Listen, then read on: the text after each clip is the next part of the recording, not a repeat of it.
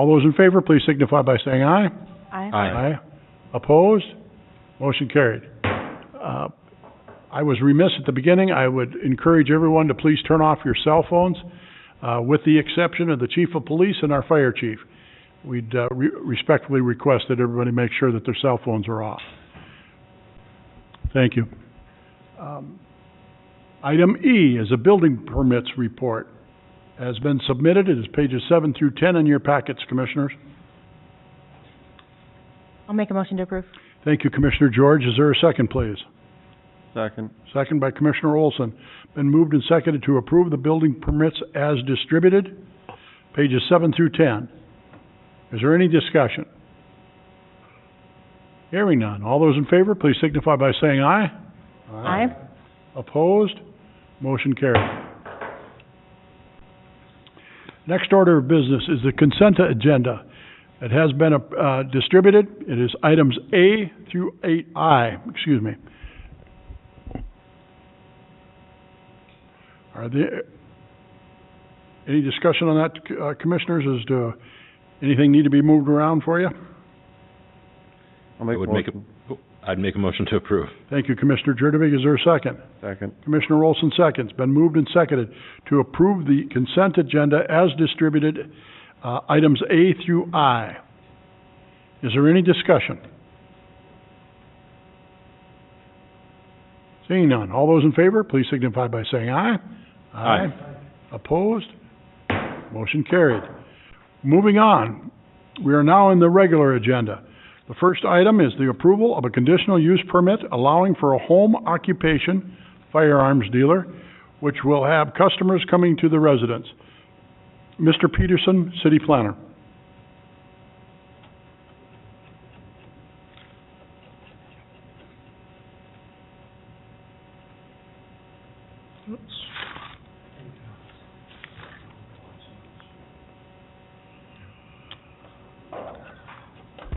Yeah. Just gotta get to the agenda item here. There we go. Thank you, Mr. Commission President. The applicant is seeking to operate a federally licensed firearms business out of his home. The business will be by appointment only, with only about 1 to 2 customers per day during the week and 3 to 5 customers per day on the weekends. Federal agencies, including the Alcohol, Tobacco, and Firearms Agency, regulate the sale and repair of firearms. The section of the city ordinances under supplementary district regulations lists provisions for home occupations for which the home-based business would be subject to. Section 4-44810 states that as a conditional use, the city may consider a home occupation which has customers coming to the site.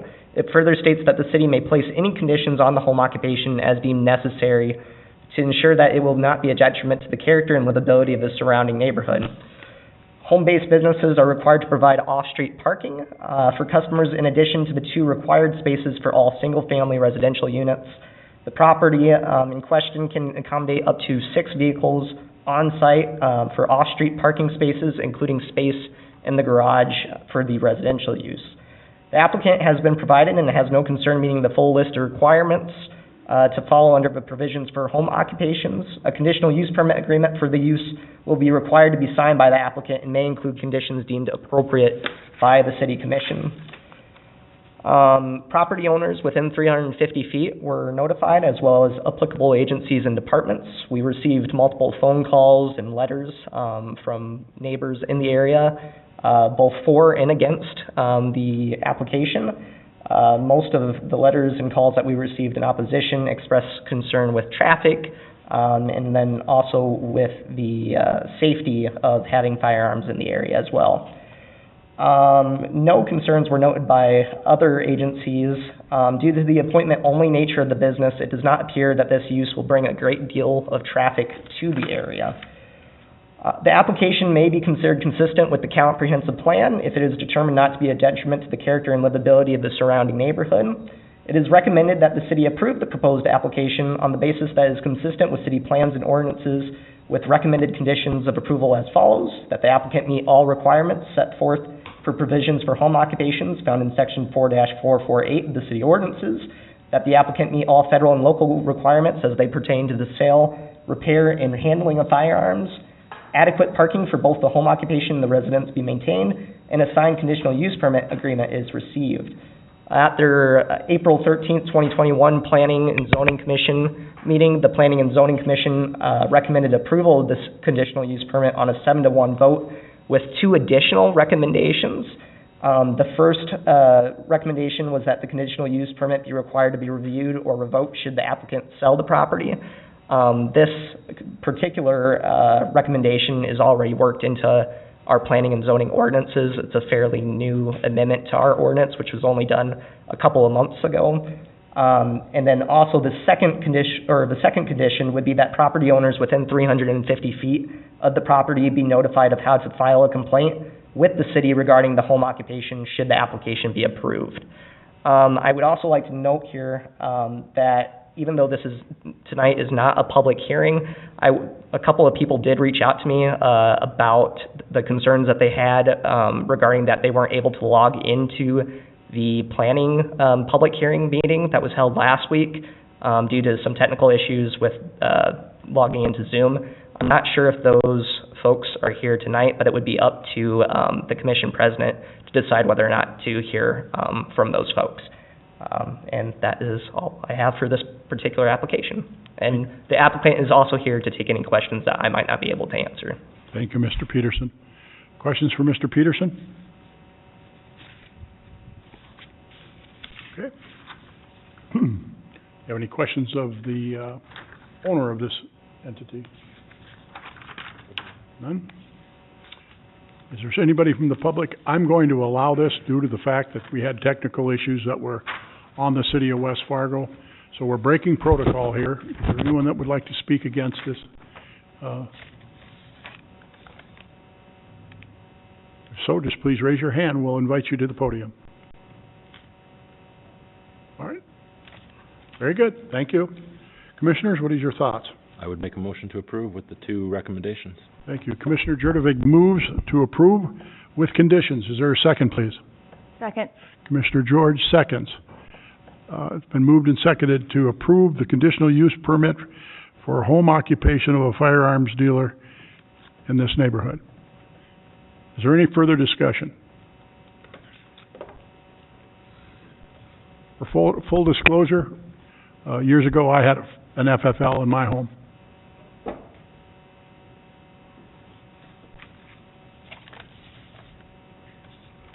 All right, any discussion? All those in favor, please signify by saying aye. Aye. Opposed? Motion carried. Thank you, Mr. Peterson. Item 2 on the regular agenda is the approval of a conditional use permit allowing for an oversized accessory structure exceeding 1,000 square feet in a rural -1E, which is estate district. Mr. Peterson. The R-1E Rural Estate Zoning District allows for accessory structures greater than 1,000 square feet as conditional use, provided that they are in character with the development pattern of the subdivision in which they are located in. The applicant has provided a site plan that shows the new accessory structure will be built in the side yard with setbacks which meet district yard requirements. The total proposed building is 32 by 48 or 1,536 square feet. The building will need to be under the 20-foot height requirement. The applicant has indicated that the structure would be built of residential materials which match the exterior color and type of the main structure of the property. The area is within a special flood hazard area. The new building will be required to meet all applicable federal, state, and local regulations which may have changed since the existing home was constructed. A conditional use permit agreement is required to be signed prior to the issuance of a building permit. Property owners within 350 feet, Reed Township officials, Cass County Planning, and Cass County Sanitation were all notified. We did receive comments from Cass County Public Health, which responded with comments on soil issues as they relate to on-site septic systems on this lot. I know there was a question earlier by Commissioner Olson on the location of the septic system on the lot. If you look at the picture, it's kind of up in the, so they're proposing to build the accessory structure in the side yard lot area in the front yard, and the septic system area is on the west side, kind of towards the back of the lot. The application is providing an accessory to an existing use within the area outside of the Cheyenne diversion and is not increasing development in a flood-prone area. Therefore, the application may be considered to be consistent with the comprehensive plan. Therefore, it is staff's recommendation that the city approve the proposed application on the basis that it is consistent with city plans and ordinances, with recommended conditions of approval as follows. 1, that the proposed building is constructed of colors and materials consistent with the development pattern of the subdivision. 2, that the applicant demonstrate that they can accommodate the concerns of County Environmental Health Office. 3, the applicant is to meet all federal, state, and local requirements for improvements to the site and structures. At their 4/13 meeting, the Planning and Zoning Commission voted to recommend approval on the conditional use permit with the recommended conditions of approval. There was 1 abstention, and that was because the applicant for this is a new Planning and Zoning Commissioner. Thank you, Mr. Peterson. Questions? Commissioners? All right. What is your pleasure? I'd make a motion to approve. Thank you, Commissioner George. Is there a second, please? Second. Commissioner Olson seconds. Been moved and seconded to approve the conditional use permit allowing for an oversized accessory structure exceeding 1,000 square feet, an R-1E, with the conditions recommended by Planning and Zoning. Is that correct? Ms. George? Thank you.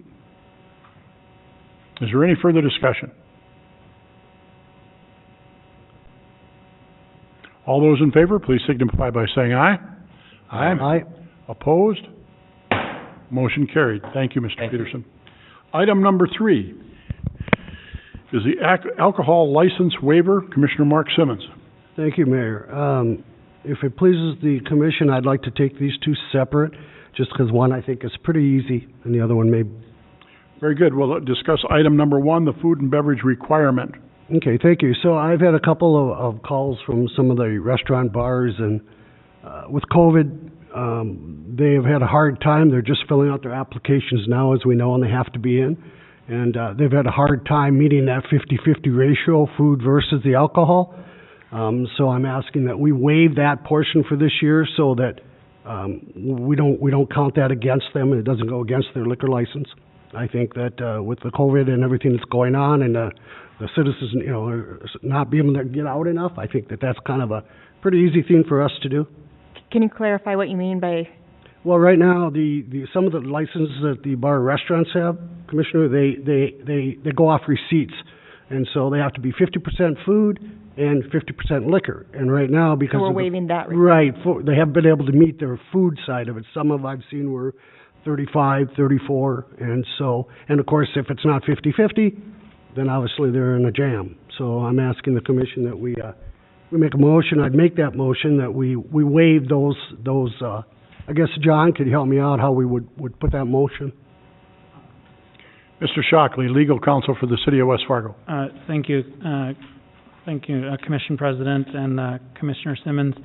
I don't think the City Commission can actually waive that, as that's a requirement by state law, but what you could allow the applicants to do would be we could calculate the 50-50 over the next 6-month period like we do with new applicants.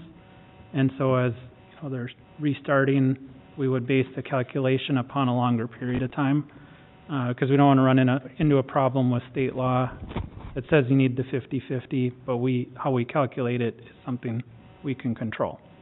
Okay, so would that actually come to the commission, or would it stay with the Liquor Control Board even? I actually think that would be something you could direct commission? staff to do. Okay. Pardon? You just direct staff that's how we would calculate the 50-50 number, because when we look at the applications, we look to see if they meet that. And then I think for new applications, we give them a longer period, kind of a look back to see. Well, that was my next concern, that, just to make sure 6 months is enough time if we don't know where we're at in this whole thing. So I just want to give them some assurances as a business that, they don't have to sweat and go to sleep at night worrying about the 50, which they're doing right now, a few of them. So. Right. And I think that makes sense given where we're at in the pandemic, that we would, whether it's 6 months or 9 months, we'd give them that amount of time to prove that they could get to the 50% threshold. Could we just go back? Could we? Tina is suggesting through the end of the year. Or go back just to the next time they apply? They have to have it up there? Yeah, something like, through the end of the year or, The next license period won't start again until next July 1. So it's up to you. The reason I said end of year would be because they would get their taxes done, their statements ready, and then by January, February, they could show us where they're at. And we could see how they're doing at that point. But Yeah, that's I just want totally to your leave it call. flexible so that we have, the opportunity to just help them out, I guess is all I'm saying. What is important to me, though, is that they continue to monitor that, so we have the data. Right. Commissioner Olson? What happens if they don't have the 50/50? I mean, do they get charged more? Are they out of compliance? What's the ramifications here if they're not what they apply for? so if you are not a 50/50, you fall into, you're just a straight bar, and then you can't have minors in there. And so that's why people want to follow within the 50/50. And we run into this issue all the time with new applicants. They don't have any history of food sales versus alcohol sales, and as a result, we let them kind of prove it to us at a later point in time. Given where we were with the pandemic, I think it makes sense that we would sort of apply the same rule to new applications as we would to existing applications. Let them take 6 months or 9 months to prove that they're back up to the 50/50. And like I said, my whole goal, Commissioner, is just to, they got enough on their minds right now. They don't need to be sweating over meeting these goals come June. So would that be in a motion, John, or can we just, or what? Correct. Yeah, I think the commission could make a Okay. motion to direct staff to follow up with the restaurants that have liquor licenses at the 6-month interval to make sure that they're proving their 50/50 sales. And then we can go from there at that. I'd make that motion then. Will we do that? Is there a second? Second? Commissioner George seconds. Been moved by Commissioner Simmons, seconded by Commissioner George, with regard to directing staff to waive the 50/50 requirement for food and alcohol, but at the same time to continue to try and collect that data so we know where we're at. Again, this is a North Dakota Century Code issue with regarding to the licensing, and so I'm fine with this. I think I agree with you, Commissioner Simmons, but we don't have total authority on this either. So that being said, it's been moved and seconded. Is there any further discussion? All those in favor, please signify by saying aye. Aye. Aye. Opposed? Motion carried.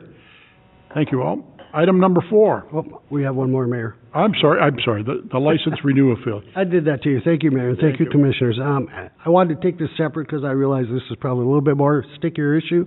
And I'm not saying that, I guess, I just want to make it, I know that we're getting more funds coming in from the American COVID Act, and we still have some. And I realize everybody and their mother's going to want this money to do some projects, and I know we need it. I know there's other things, but I want to bring it to the attention that when we talk about small businesses and we talk about helping businesses out, there is a big difference between bars and restaurants and any other business. And that is with some of the fees that the bars and the restaurants have to pay considered to other businesses, such as a good one, probably a lot of you, some of you know, you're shaking your head, but it's called the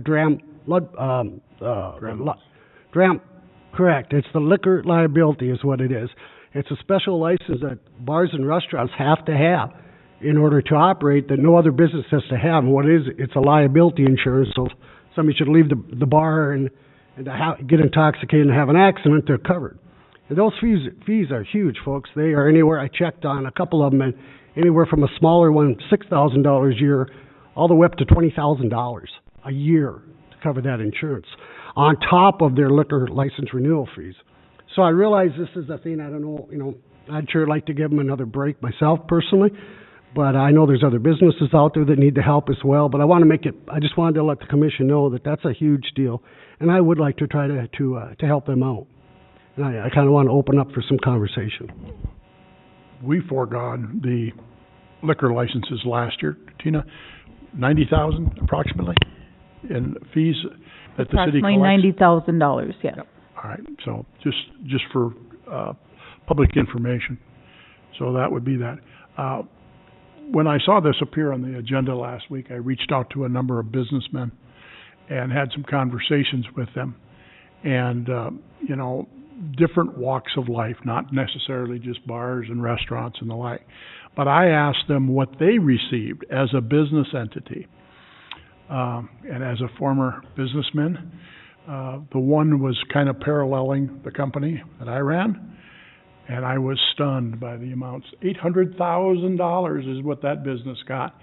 So some of these businesses have also gotten help from the state, the first $1.2 billion that the governor distributed in whatever formulas and methodology that he used. So, you know, there's some of these bars, yep, they've been dinged, there's no doubt about it, but there are some of them that I believe have been compensated well. So that's for general knowledge, or whatever you folks we decide this evening is another issue. But so am I to understand, Commissioner, that you're asking that we forego the licensing fees for bars, restaurants for one more year? Is that? I would like to do that, yes. Okay. Any more discussion? Are you saying that we're not back to normal yet with the pandemic? I don't believe we are, and I mean, I'm saying that you gotta remember these, and again, I know I want to be very cautious the way that I say this, because I know there's other businesses and there's other people that are going to say we're giving them too much. But you have to remember, they have a lot of catch up. I realize some of them did well, but we have Fargo, I know, has closed some bars, and we have a bar that's closed down, I believe a hotel.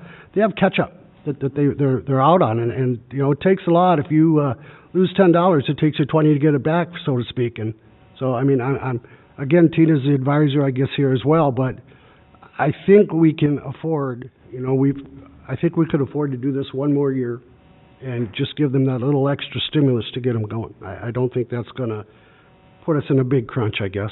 Mrs. Fisk? Yes, I'll just provide you with some information that was provided to me by the finance department through the person who collects our liquor licenses. We send our liquor licenses out for renewal in February, March, and so we're already starting to receive quite a few of them in. And there are 49 total liquor licenses in the city at this time. We've gotten 21 applications back, and all 21 have paid their annual fees. Of those, 11 were dropped off in person. Of the 11 applications that were dropped off, they were asked, "How's your business going? How are things doing?" And they said, "Better than expected. Sales are better than last year." And no one complained about the annual fee. They said the biggest problem they're having is staffing due to the unemployment checks. People don't want to go back to work because they're getting too much on unemployment. I understand and I respect what Commissioner Simmons is saying, and my only concern from a city standpoint, well, I have a couple, but is that the $90,000 to $100,000 that we would be, again, letting go is $500,000 to our general fund. And so I understand there's other ways to make that up, and I respect what you're saying. That's just my concern on that. And we did do the Love Your Local, which is extremely successful. I had the manager of Boston's tell me what a fantastic program that was and how it's brought new people into his business, and he's very, very excited, as were some other ones. But I just kind of want to put that out there just so that it's just another thing for you guys to know. Thank you. My compliments on hand-delivering the applications and asking and discussing that with those individual bar owners of how they're doing and all that. That's terrific. Please share that information with the rest of the commissioners and myself. I have one more question, Please. Mayor. I know, Tina, you brought up that, so that means you got your figures, so I'm just curious. And Jim, is he here? Okay, Jim, through liquor tax and sales tax, how much do we bring in a year through the bars and restaurants? Do you happen to know? It has to be tremendous. Is my point, it's more than $90,000 to $100,000. Commissioner Simmons, I appreciate your question. We have absolutely no way of knowing what we bring in collections from bars, restaurants, any hotel service, or Costco, any of the industries we have, because the state is not able to give us the breakdown of information. I understand, but I mean, I can just tell you now it's more than $90,000 to $100,000 a year for all those restaurants. I'd be surprised. My point is, I just think it kind of levels itself out. I mean, I'm not up here to demand that we do this. I just want us to be cognizant and think about it, and, you know, we start losing a bar or a restaurant. Some have come in, but I also know ones that are really struggling out there, so, that's all. I don't know, Commissioner George? I've been out recently, and things are pretty packed, so I guess I don't really feel like we need to waive it again. You know, based also on what Administrator Fisk and, Mayor Dardis were saying, so that's where I'm at this point, but I appreciate you bringing it up. Thank you. Again, we are taking this as a second item, the license renewal fees. What's your pleasure? I make a motion to deny. I actually Out haven't, of order, please. Oh, I'm sorry. I don't like negative motions. okay. My apologies. Commissioner Simmons? Well, actually, there was no motion anyway to do anything, so I think we can just let it go. Do we not? Let's just let it go, yeah. Okay. My apologies, Commissioner That's George. okay. In my early days, you were not supposed to create negative motions.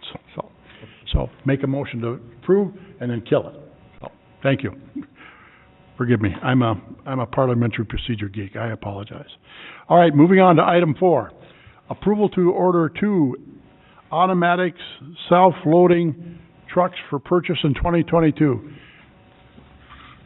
Matt Anvik, Director of Public Works for the City of West Fargo. Good evening, Mr. Anvik. Good evening, Commissioner President and Commissioners. I bring this back before you. At the last meeting, you guys tasked me with bringing back some more information on ordering these trucks.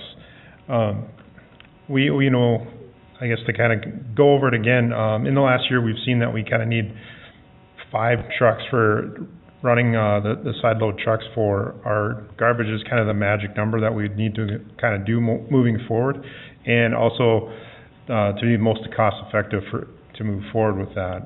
At the last commission meeting, you guys did approve a 4th truck that we did just get last week, which really helped because for the timing of it last Tuesday, we had 2 of the 3 trucks break down. And we ended up finishing the day. 1 truck did over 1,600 cans, and we had the crews out in the snow tipping over 1,000 cans. And then they were down for about half the next day as well. So getting that new truck in there really helped. Now we can actually get the other trucks in there and actually get some maintenance done on them so they're not breaking down as much. So that's why I'm kind of before you here today is to ask to order the 2 trucks now because they take 13 to 15 months to build. The funds would be basically encumbered off of the 2022 budget. We would order them now, pay for them in 22. The total cost of the 2 trucks would be about $570,000, $285,000 a piece.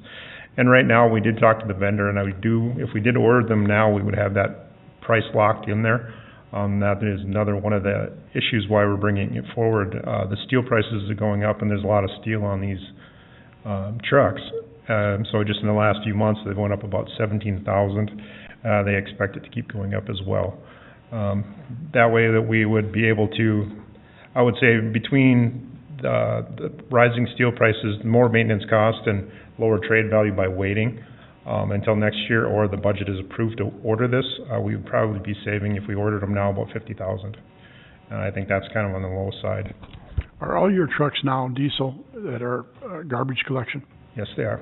Okay, so we wouldn't qualify for that diesel program that's... Oh, no, we wouldn't. Then the one we plan on trading in is too new to hit that program. They were shooting for more of the older trucks to get the older diesels off to get the clean diesel going. Okay, thank you, Matt. So that's kind of where we're at now. We would be price locked in at that $285 if we did order it now. But I guess for us looking at it, it'd be the best way to get, to that number we want to be at for trucks to keep the cost of maintenance down and actually have higher trade-in values as we get going forward in the replacement schedule. So we'll be buying 3 over the 2 years, and you only trade in 2. Is that right? Trade in 1. We'll buy two new brand new ones to add to the fleet, and we'll just be replacing 1. But what about the one that we just purchased? That was a brand new one. That was an addition to the fleet. What happened? Did you trade something in? No, we did not. Mr. Larson, would you join us, please?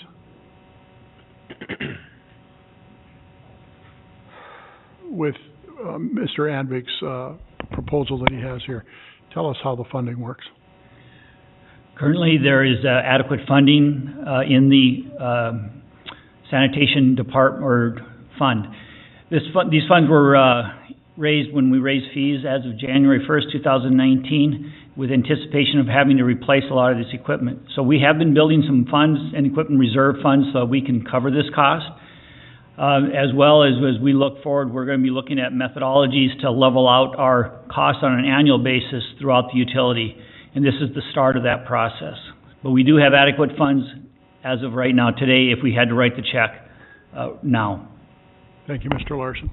Questions of Mr. Larson or Mr. Anvik, please. Commissioner Olson. This is something similar to what the fire department did with ordering their fire truck a year or more out in the future, right? Yes, we actually, there's 3 trucks on order, and I don't think we received any one of the 3. And again, they were to be out for another year because it was 11 plus months on those as well.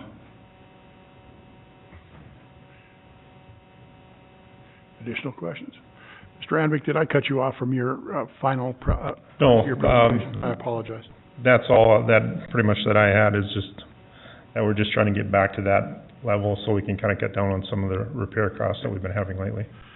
So $570,000 plus, with potential of the inflation is about $17,000 a year. You said that they went up? Just in the last few months, both trucks went up about $17,000 up. So, commissioners? I would say that between the savings and the huge amount of lead time and our need, I would make a motion to approve. Thank you, Commissioner Jurdovic. Is there a second? Second. Commissioner Olson seconds. Been moved and seconded to approve the purchase of 2 ASL trucks, automatic self-loading, garbage trucks, to be purchased in 2022 as presented by Mr. Anvik. Is there any further discussion?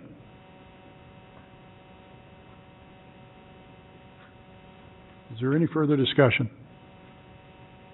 Hearing none. All those in favor, please signify by saying aye. Aye. Opposed? Motion carries. Thank you, Mr. Anvik. Item number 5 is the library's 2020 annual report. Ms. Carissa Hansen, Library Director, City of West Fargo.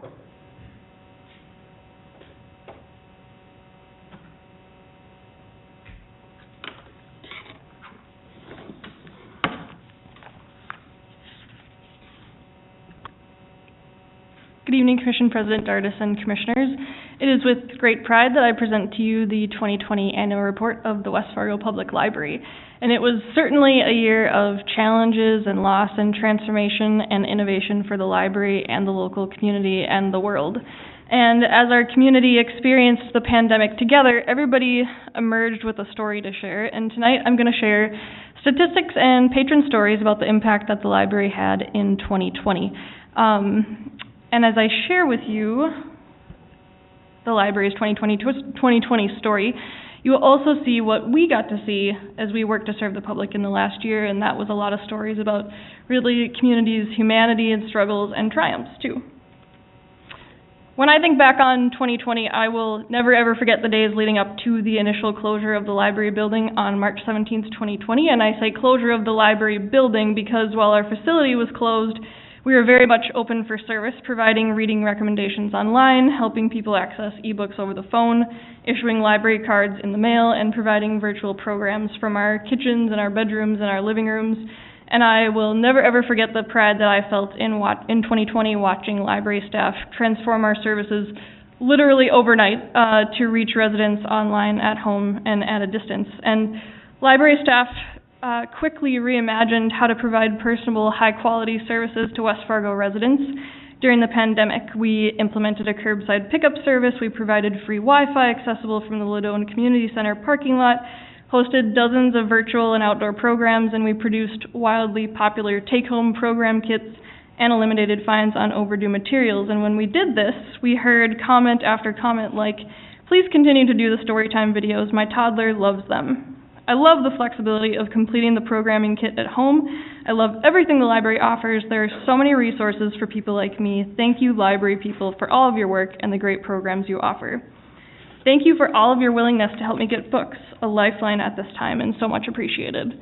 One person wrote in a survey response to an online entrepreneurship program that we hosted, I really enjoyed it. It was really neat to hear such different perspectives and experiences. Another patron wrote, curbside service is, no joke, great. Despite these adaptations and innovations, I also remember how much we missed the community and what it felt like to welcome people back into the library building on July 13th of 2020.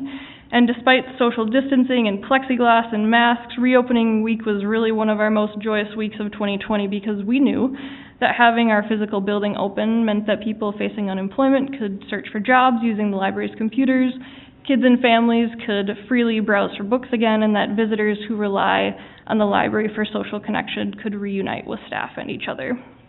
And the library building, open to everybody and filled with a lot of staff who want to help, will always be one of West Fargo's most important city services. And despite our closure and limited access to the library building for 6 months, community members checked out physical library materials over 81,000 times in 2020, which is over 75% of the library's total circulation of physical items in 2019. And this graph shows month-to-month circulation of physical items in 18, 19, and 20. And during 6 out of 12 months in 2020, the public checked out more physical items than those same months in 2019. And in fact, just before the library closed to walk-in service for the second time in 2020, the public checked out physical items over 10,000 times in the month of October 2020, which was our peak circulation month in 2020, and it topped both October 2018 and 2019 checkouts. And this demand for physical library materials confirms what we heard from West Fargo residents throughout 2020, which is that access to our physical collection and our building really do remain critical. In total, patrons saved over $1.5 million by borrowing library materials instead of purchasing them in 2020. And you can check out our full statistical spread starting on page 22 of the report in your packet. During 2020, our annual summer reading program was more important than ever as kids and families experienced a significant disruption in school and home life, and we were really thrilled to partner with the West Fargo School District in spreading the word to kids and families at the elementary and middle school levels to participate in the library's first ever virtual summer reading program. And it was titled Imagine Your Story, and it featured all things storytelling and fairy tales. Our partnership with the West Fargo School District continued to grow as we worked with Mrs. Stephanie Shea of the Little Red Reading Bus to provide home delivery of books to families across the district. Support for learning and access to books was especially critical in 2020 to boost learning and prevent learning loss before the start of what became yet again another really challenging school years. And when we did this, parents wrote to us. They very much wrote to us in Facebook comments and surveys, things like, "There's nothing our kids love more than to get their hands on books they haven't seen this entire quarantine, so I'm so grateful for the West Fargo Public Library and the Little Red Reading Bus for keeping books in their hands and the love of reading going." Access and outreach were one of the most important themes of the West Fargo Public Library service in 2020. Whether it was bringing socially distanced story times to people's living rooms, finding the perfect book for folks over the phone so they could stop by later for a curbside pickup, delivering materials directly to kids' homes with the Little Red Reading Bus, or catching up with people at our Read, Make, Play pop-up library at Westfest, we really aimed to meet people where they were with our service in 2020. And in fall 2020, the Library Board of Directors and City Commission approved a proposal for the library to assume operation of the Little Red Reading Bus bookmobile, really affirming a commitment to increase access to literacy services throughout the West Fargo community. And I'll definitely be inviting y'all to come out and visit us this summer as we hit the road. Some of our most popular programs in 2020 included take-home arts and crafting kits for all ages. The library provided 102 arts programs offered in a variety of in-person and virtual and take-home formats during the COVID-19 pandemic. Over 1,100 people attended arts programs hosted by the library in 2020, and people requested over 1,000 arts-related programming kits to use at home. Take-home kits typically included supplies and instructions for people to complete the project at their own pace, and these programs included everything from fairy tale-themed crafting projects for kids to paint-along sessions for adults. and they enable the residents of any age and life circumstance to tap into their creativity and learn new skills at home. In one survey that we issued last year, a patron shared with us, "There are so many things that I love about these programs. I love that for a moment of time, I can step outside my bubble and learn a new skill and challenge myself. I like that this is a free resource. I have 3 young children, and financially we can't afford most activity fees for each of us to do different programs. I love that these are family friendly and I can do them on my own time. There's been a great variety as well. Pickup has also gone smoothly, and I like that we have a week to stop by. Overall, I appreciate all that you do." Last year, we embarked on a new strategic planning process to plan for the future. What a crazy year it was to do that, right? But we knew that we needed to get a pulse on the community in a big way, and in order to build our plan for the future. So we partnered with Folkways, a local community engagement consultant, to conduct interviews with library users and non-users, and evaluate the way that we market and host and plan our programs, and to conduct a community-wide survey, which is set to launch next week. So woohoo to that. This community engagement will be the launching pad from which we will set our service goals for the next 3 years. And next week, I invite all of you and other members of the public to join us here in the Commission Chambers at 10:30 a.m. on April 27th to hear from Folkways and library staff on the results of the project so far and to help us launch the survey. So I will close it out, but I don't think I can close out 2020 without showing some gratitude, and I've told my team this numerous times, but in 2020, the library was really building the plane while we flew it, and we are really grateful to everybody who gave their time and support and kind words to us while we did that. And I really want to extend a big thank you to the City Commission and Library Board of Directors, City Administrator Fisk, library staff, community partners, and fellow City of West Fargo departments. So, Commissioners, thank you for your time, and I am happy to answer any questions. Thank you, Mrs. Hanson. Commissioners, questions, comments? I just have one. What did you say the physical count was this year compared to last year? Say that again, Commissioner Simmons? Thank you. Pardon? Can you repeat your question? Look, yeah, what was the physical count, the actual customer count, so to speak? Yeah, our physical circulation was over 75% of what it was in 2019, which is really remarkable when you consider that we were literally closed or had very limited access for half the year. And we had 6 months out of 12 months where we actually had more circulation in those same months in 2019. So it was crazy swing, right? And kind of a remarkable rebound into the fall. So that was really interesting to see, and I think really speaks a lot about the community's interest and need for physical library materials. So how did you manage to get those folks to come back? I mean, what did you do to get them to come back into the library?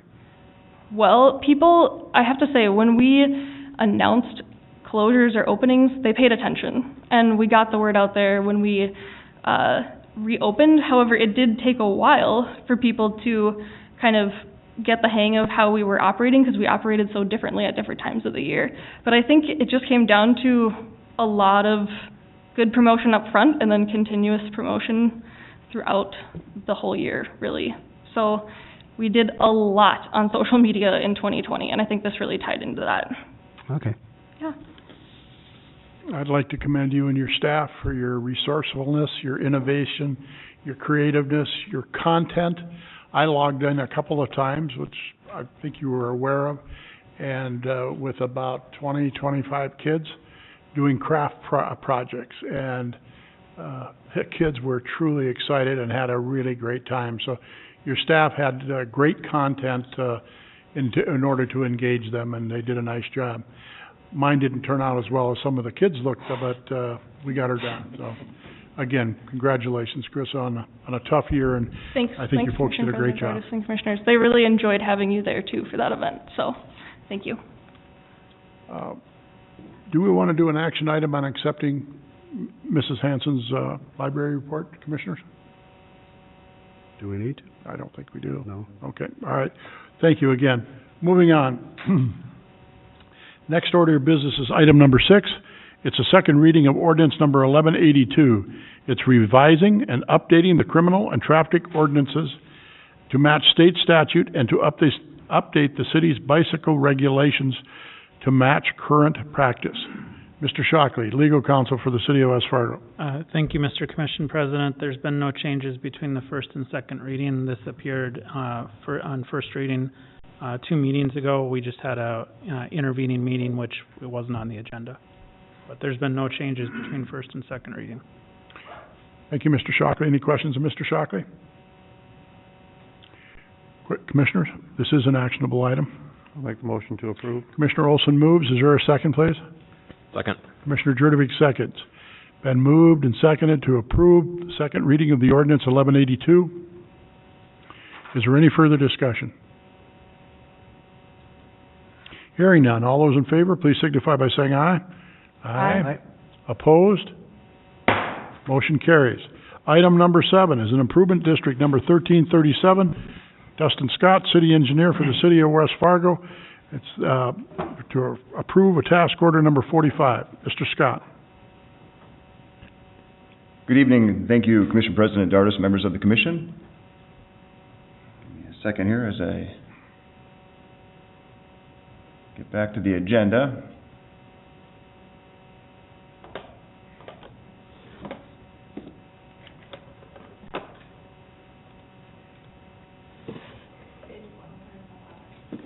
Yeah, if only you could just type it in like this and it would go there.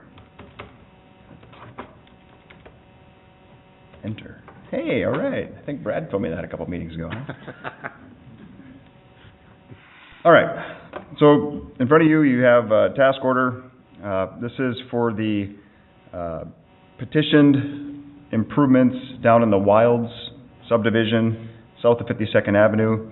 If you recall, back in February, the developer had submitted a petition where there were a few different phases of improvements to continue that master plan development south of 52nd Avenue there. In the past couple months, we've been coordinating with the developer, along with More Engineering, our consultant, on trying to identify exactly what improvements are going to be not only needed, but the best way to go about those improvements. And so we still have not created an improvement district. We still have not brought forward an engineer's report. That's coming next. What you have here, again, is specifically a task order for More Engineering to complete all the preliminary design efforts that we need to get to that next point. And before I get to the specifics of the task order, I also want to point out that in this packet, there is a revised petition, so to speak, from the developer. I wouldn't call it a petition, but there has been correspondence with the developer, basically identifying or modifying the phasing that they had requested in their original petition that the City Commission accepted back in February. So, again, this information is in the packet. I won't go into too much more detail other than, again, just make you aware that we are still coordinating the best way to go about these improvements. I know the developer is interested in getting some lots built upon this year, but we need to first fully understand exactly what infrastructure we're going to bring into this area, understand what type of an assessment district that's going to need, whether it's a regional district or a local district, so on and so forth. Again, that will come in a soon upcoming meeting, but tonight I'm asking for authorization to approve this task order number 45 with More Engineering so that we can complete these preliminary engineering efforts. With that, I will answer any questions. Quick summary. What are the amendments that the developers asked for? The quick summary would be just a little revised phasing. The original petition specifically asked for a very small portion, and I'll try to zoom to a map here. The phase 1 here, this green shaded area, that was a part of their original request. The phase 2 has changed a little bit, and we are trying to coordinate whether or not, we're trying to determine whether or not we're going to fully extend 11th Street, maybe just do some utilities, pedestrian facilities, so on and so forth. But their original request really focused on just about a block worth of lots here, and that's part of what they've recognized that needs to change. And then phase 3 is The portion of work that happens along the diversion channel, which of course needs permitting through the Corps of Engineers, that takes a long time. And so that's why you'll see the residential properties along the diversion south of Phase 1 are not being requested at this time. But again, just because they've sent in a request, that doesn't mean we proceed with exactly what they've identified or they're asking for. We need to, again, take a look at the whole area, figure out what the most efficient and best improvement project to move forward with, and not just specific to their new lots, but the entire neighborhood as a whole, so. Does this make it a little easier for you and your deliberations then of what will be special assessed? Mr. Scott, I would assume? Absolutely, great question, Commissioner President. Yep, that will certainly help us identify those improvement boundaries. And at the end of your packet, you will see, and maybe it's a little premature, but I'll bring it up anyway because it's in your packet. So you can see at this time, we are proposing that there would be a district that encompasses all of the existing properties in addition to, I lost my page here, 1, 2, 9. In addition to the existing residents out here. So I anticipate that at the next meeting we will bring forward, next meeting or two, we'll bring forward a request to create a district. It's likely going to include this boundary or be very similar to it, as well as an engineer's report. And that's where, again, we will get into a little more definitive review of what we're moving forward within the particular improvement district. Thank you, Mr. Scott. Absolutely. Additional questions for Mr. Scott?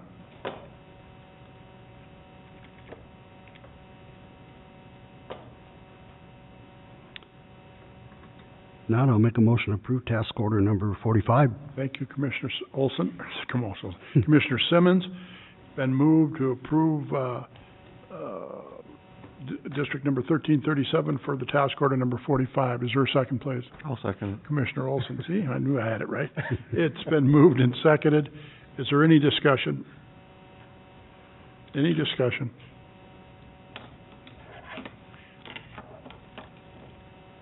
All those in favor signify by saying aye.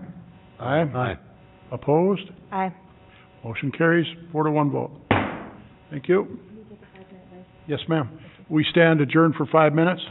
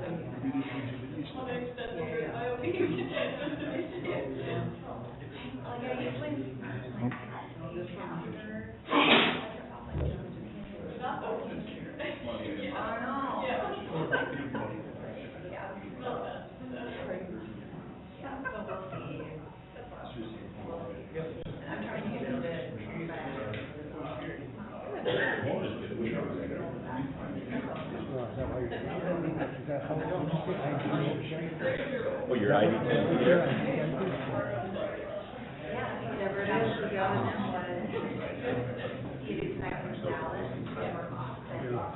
There we go. What'd you do now? I just opened it in Safari. I'll research what that was. I've actually never seen that before. That was Where weird. It opened on its own on the side there. So, and You go talk.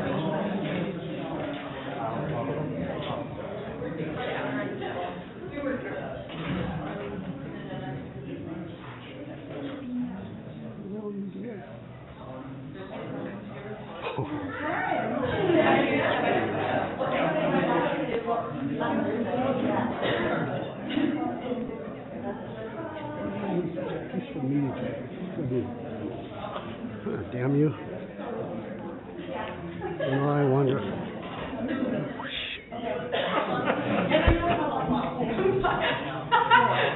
Thank you. Good. Emily. Look it over.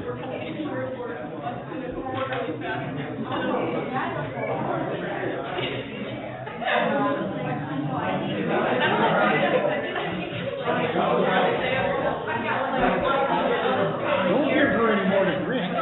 You'll never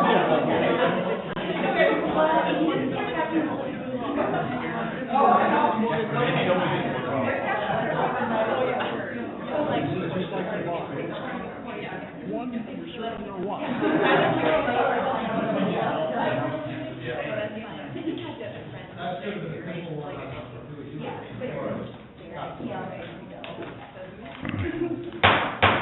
We'll reconvene. Thank you. Next order of business is item number 8. It's project number 2260. Mr. Scott, it's the approve the resolution accepting bids and an award contract. Well, thank you once again, Commission President Dartis and members of the Commission. So we opened bids. Staff conducted a virtual bid opening on April 15th. We had a good turnout. We had 4 contractors submit proposals. The lowest bidder was Dakota Underground, and the total project cost that's identified in our engineer statement that's attached to this packet is nearly $160,000 less than the revised estimate that the Commission reviewed on March 15th. So I'm not going to go into too much detail. I'm just going to go right to it, and our recommendation is to approve the resolution accepting bids and award a contract to Dakota Underground for their bid amount of $996,227. And with that, I will answer any questions.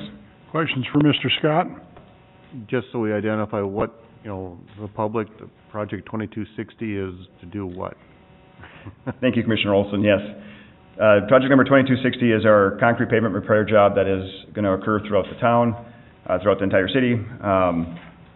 It's also the project where we revised the estimate when we asked to close off a median on the south side of Costco on 23rd Avenue there.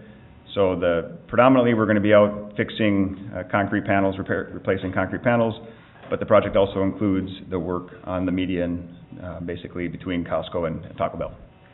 And on that topic, I saw a near miss on Saturday morning right there. Somebody pulled out right in front of, they were heading south out of the Costco, right by their gas pumps. They looked west, they didn't look east, and thank God that the person who was driving west did look and see. But then it was like, who knew where to go, because there was so much traffic going on there, they didn't know what to do. It was, I'm glad we're doing that. Absolutely, yes. And if you recall, Police Chief Ordinance wasn't so fortunate to see a near miss.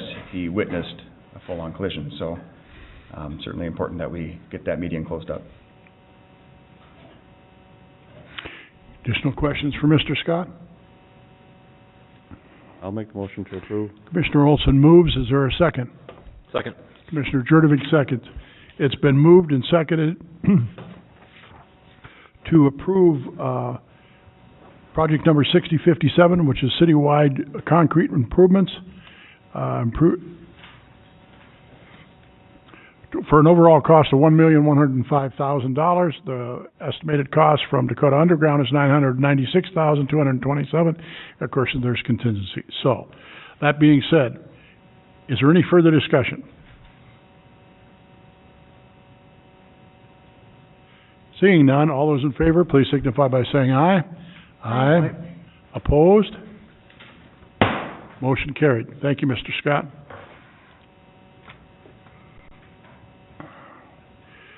Next order of business is project number 6057, is the approve an engineer's report, direct the engineer to prepare plans and specifications, and authorize a draft for task order for basic services. Please go into a little detail of what 6057 is, Mr. Scott. Yes, thank you again, Commissioner President Dartis, members of the Commission.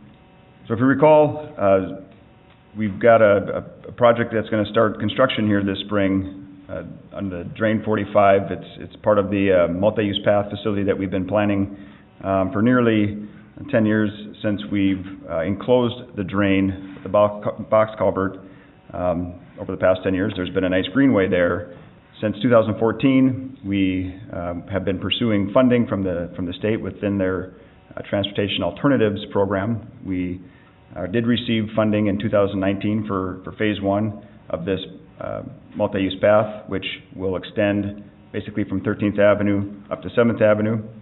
And what you have before you tonight, specifically project 6057, is phase 2 of this path, which will now extend from 7th Avenue up to Main Avenue.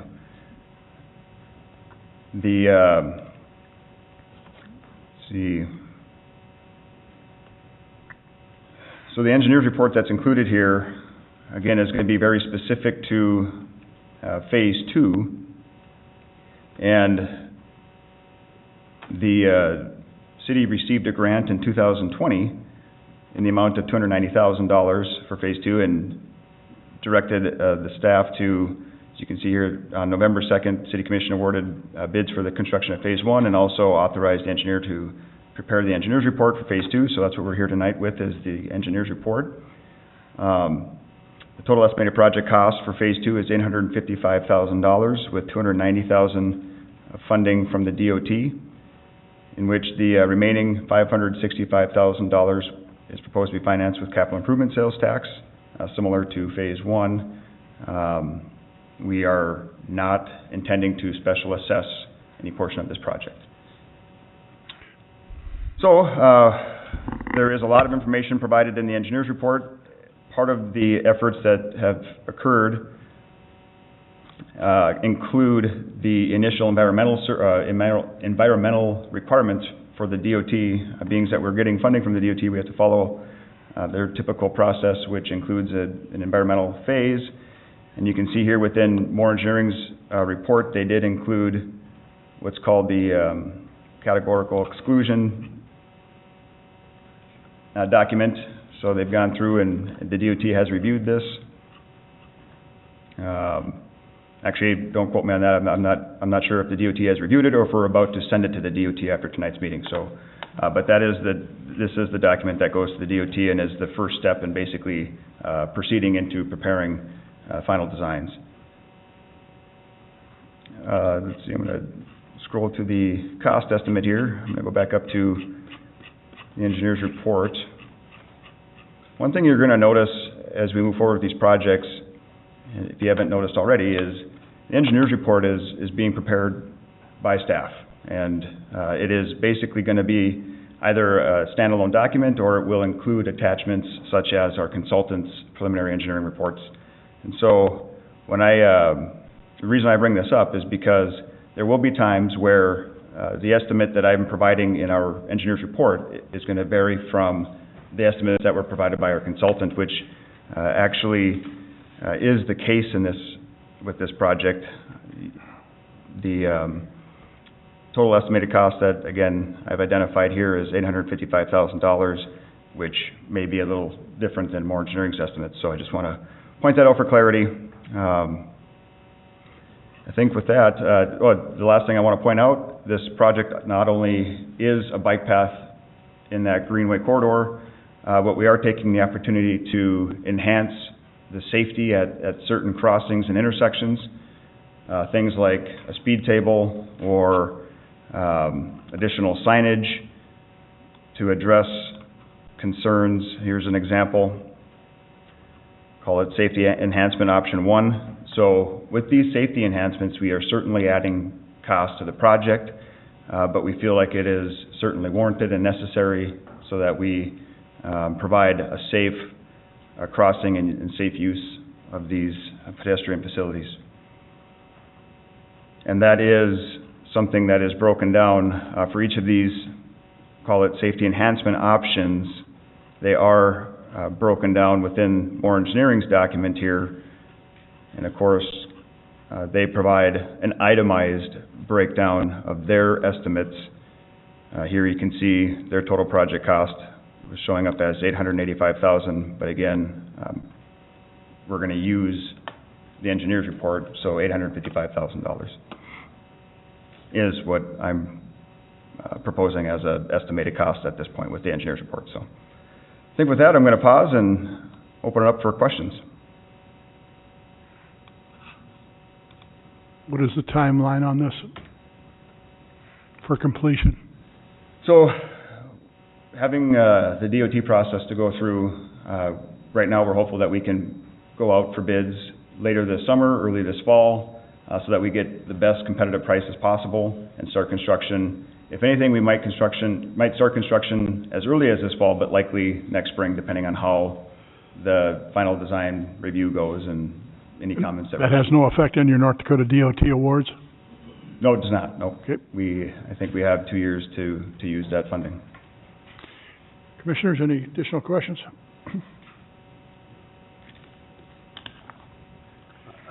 Dustin, am I reading this right? The price went from $442 to $885? Am I reading that wrong? Where are you reading the 442? Page 9. It's talking about the funding where you mentioned earlier that, it wouldn't be assessed towards the property tax. And as I'm reading, it says the estimated, the total construction approximately $885. And then when you read further down, the estimated project construction costs have increased from the original application of $442. So it's doubled? Or are you putting two phases together there? Okay, I think it must be something within more engineering's report that you're referring to. I'm wondering if it isn't both projects maybe because there's two phases, right? Yes, so there's phase 1 that's going to start construction here. We've already awarded contracts. And I think the nature of the question is when we sent in an application for funding, we had and again, we've been applying since 2014. The numbers used there are certainly smaller, and that's just an application. That has nothing to do with, those funds are, first of all, those grants are capped. So regardless of the size of the project, whether it's $5 million or $500,000, the most you could get is $290,000. And my guess is that when we sent in an application, there was just a quick, hey, we want to do 2,000 feet of bike path at X dollars. So that was back in whenever then? Yes, the last application sent in would have been in 2019 would have been 19, but again, that's without any effort done to identify things like the safety enhancement options that we're proposing. That is without any understanding of what kind of grading is going to take place that might affect the costs. So it doesn't concern you? That's my question. No, it doesn't. Nope, that does not concern me much. Okay. And this really was an issue with the first phase too, because again, we start talking about an estimate that we provided. Well, it's an estimate at some point, right? And regardless of when, it's certainly perks the ears. And again, I just want to point out that when we send in applications for these types of projects, most often it is without any engineering done at all. You know, it's really a quick, there's some forms you fill out, and you do a quick estimate. That's Again, just to be clear Yep. to the public and everybody, that's just for the grant. That's I mean, just to you get, do your due diligence on everything, but this is just to fill out the application, correct? absolutely. So, okay, Yep, good yep. enough. So, nope, I am certainly not concerned that there is that discrepancy there. Okay. Mr. Scott, during the preview, committee though, was it not then asked of more engineering with regard to the safety crossings and the speed tables? They were not in their original estimates, is that not correct? Well, that is correct. That's why, part of why that went up. Okay, sure. Correct, yep. So, I understand it. I just, yeah. Yeah. thanks for clarifying that, Commissioner President Brewtus. Yep, so again, when we sent in the applications, we did not include things like the safety enhancements and Signage, speed tables, there were a number of items were not included in the original, task order. weren't included in the original, application for the funding. Application to estimate, thank Yep. you. I think this is a great investment in this part of town, so I'll make a motion to approve. Commissioner Jurdevig moves, is there a second? Second.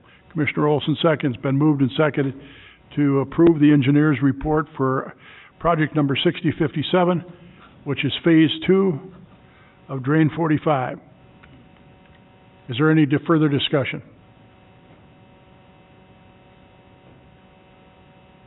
All those in favor, please signify by saying aye. Aye. Opposed? Motion carried. Thank you, Mr. Scott. Item number 10 is the Sidewalk Improvement District, number 6056. Approve a resolution accepting the bids and award the contract. Mr. Scott. Well, thank you once again, Commissioner President Brewtus, members of the commission. So 6056, if you recall, is the sidewalk improvements that predominantly are going to be located in front of residential lots that are in established neighborhoods but unbuilt. So these are the empty lots sitting next to otherwise built upon lots. We've been coordinating additional improvements with the Park District as well with this project, and their board had met to review the bid results, at least as it relates to the portion of work on park property. I'm going to go to the financial breakdown here. This financial analysis here splits out this project. Now, after we received the bids, we tried to identify here that $325,000 is what we're estimating would be the total cost within the special assessment portion. And again, these are the open lots, and they were provided an opportunity to go build the sidewalk themselves and avoid the special assessment. So in a way, they basically asked the city to put it in and finance it with a special assessment. A number of properties did opt in to build the sidewalk themselves, or they were, of course, identified as under construction as far as building the house, so we waived this requirement on those properties. $82,000 is what we're estimating in terms of maintenance type work to be done on paths or sidewalks that are not in front of homes. So I don't have a map here that shows that, but these are going to be, like on an arterial street, if there's a heaved bike path, this is where we're taking the opportunity to fix that because we have a contractor that's doing that type of work. And $415,000 is the estimated portion that'll be on the Park District properties in which they are financing. So, again, I'm keeping this relatively brief. I'm going to get right to the question side of it. And so, at this point, I'm asking to approve a resolution accepting the bids, awarding a contract to Master Construction in the amount of $621,733. With that, I will certainly answer any questions. What is the timeline on this, Mr. Scott? We would hope that construction can start as soon as contracts can be executed. So I would think sometime in May would be the earliest. And I should also point out that we did only have one bidder for this project. However, based on their qualifications and the fact that their construction cost was spot on with our engineer's estimate, we felt that it was good to proceed and award or recommend awarding a contract to them. Questions for Mr. Scott?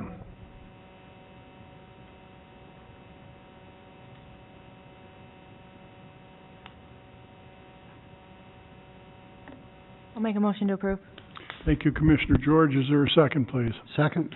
Commissioner Simmons seconds. Been moved and seconded to approve the Improvement District Number 6056, a resolution accepting the bids and awarding a contract for concrete sidewalk work. $325,000 of it will be assessed to developed lots, $82,000 to maintenance for the city, and $415,000 directed by the Parks, for a total of $621,733. Is there any further discussion? All those in favor, please signify by saying aye.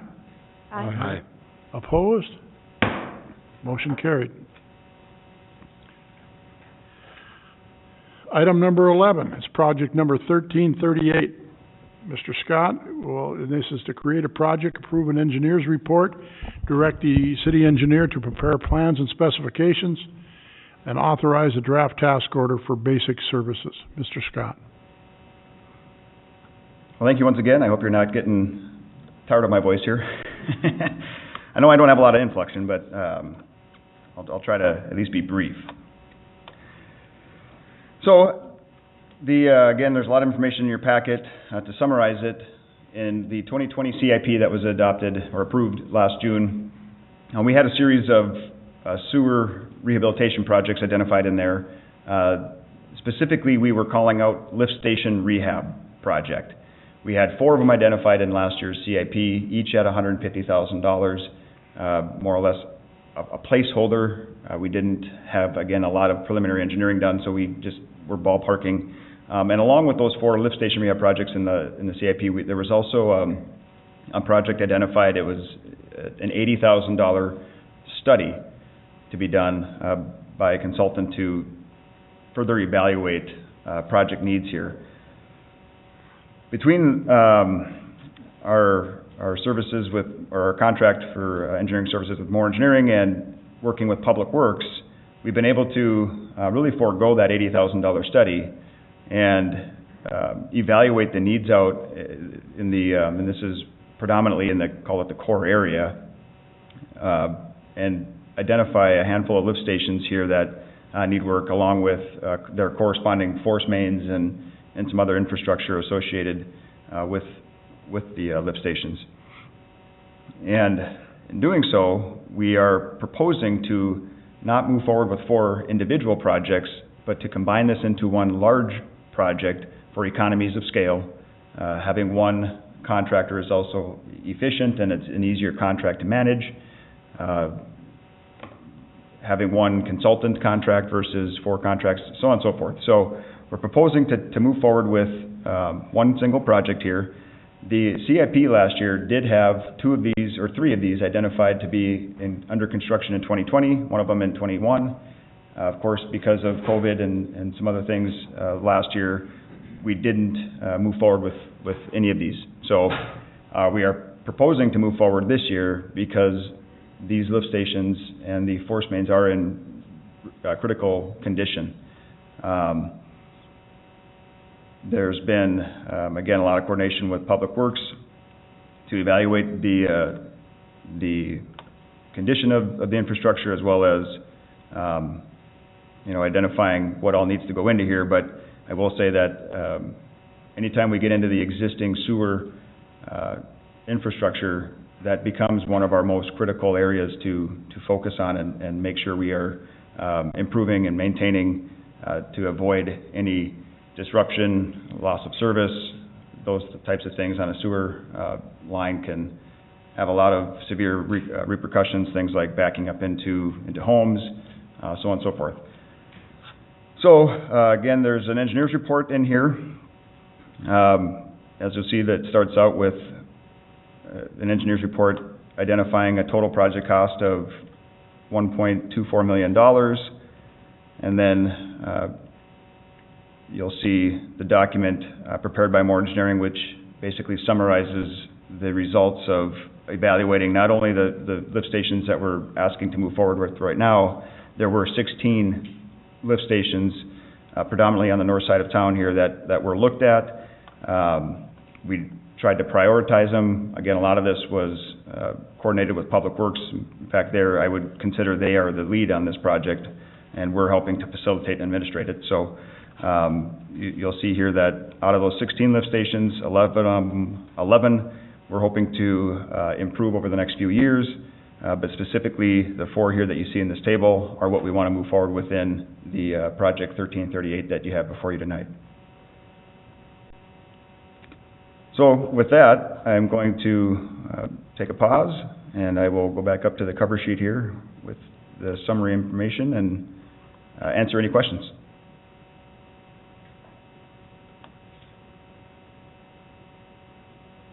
I'm sorry, I lied. I'm not gonna pause just yet.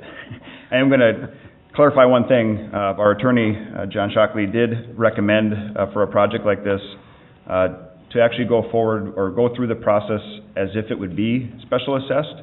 So we are asking to formally create a project, which is why you see a resolution doing so in your packet. But our intent at this point is to finance this project with sewer revenue or sewer bonds, as was identified in the CIP last year. So, and I should also clarify, especially for transparency, that the total project cost that we did have in the CIP, the $680,000 worth of those 4 projects in study, certainly is less than what we're proposing to move forward with here. But again, the CIP was a little more focused on just lift station rehabilitation, whereas now this project includes some improvements on the force main and some other components in the related infrastructure of each of these 4 lift stations. So with that, now I will pause and ask for any questions. So what would be your timeline on this project if we approve it? Thank you, Commissioner Olson. We are hoping to move forward with final plans and get out as soon as we can to the bidding world so that we can start construction this summer. I would hope that we could at least get everything, get the critical items addressed this year. There might be some carryover into the next year, next season, but I would anticipate that the bulk of this work can be done in 2021. And then, of course, like I said, out of the 16 lift stations that we evaluated, 11 of them need to be rehabilitated. We're hoping within the next few years. So I would anticipate that in our current CIP we will, or in the 22 CIP, we will identify additional work in here. And some of which, again, was, I'd call it loosely identified in that core area infrastructure master plan that was completed a year and a half ago. But with the sewer, especially the lift stations, there wasn't a lot of there wasn't a lot of detail. In fact, out of that core area study, that's where the recommendation for an $80,000 study came from. So that their study identified the need to study.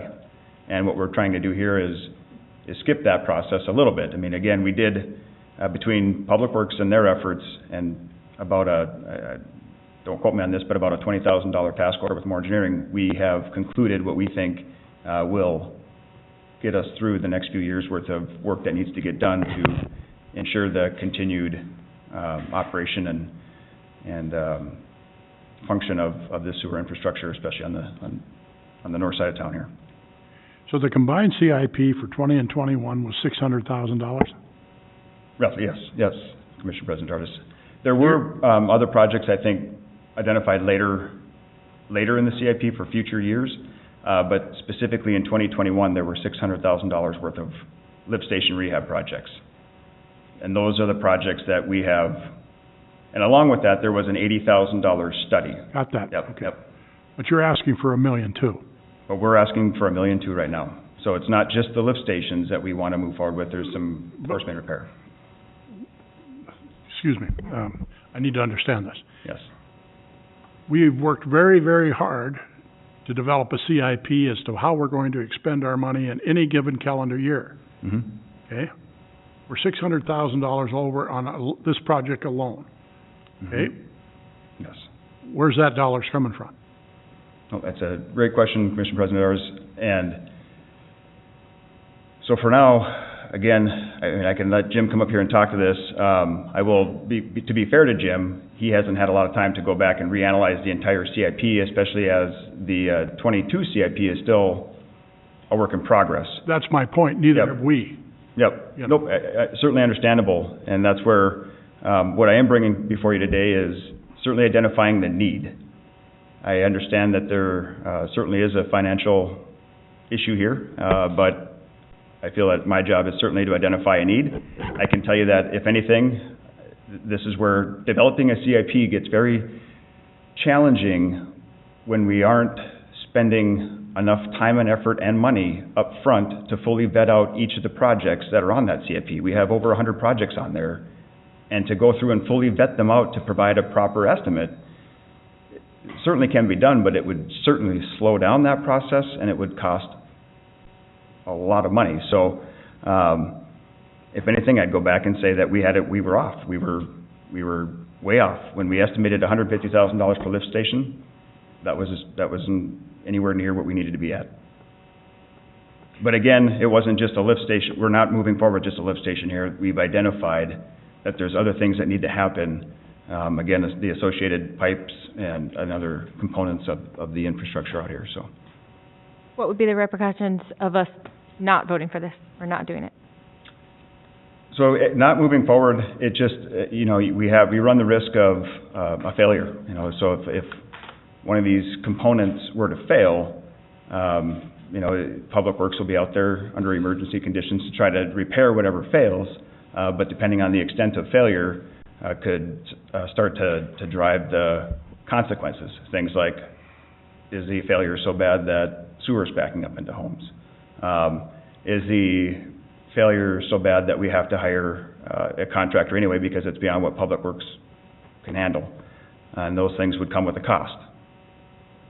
So, and those costs are currently not in a CIP or a budget, so that would... Do you think these are bad enough where that's a legitimate risk at this point? Yes, I do. Yep, and again, as I said before, Public Works is really the lead on this, and so I could certainly ask Matt to maybe come up here and talk to the condition as well, but that's what is in this report here is a significant concern from Public Works on the condition of these particular 4 lift stations, and to move forward and do something about them before there is a disruption or a failure. Mr. Simmons? Yes, please. Thank you, Mary. So Dustin, I guess, the thing about a CIP is, I mean, just because we put things on there does not mean we have to do them. And it seems like we do a CIP, it becomes a dream, and all of a sudden all these things have to be done. But my question would be, I mean, this is huge.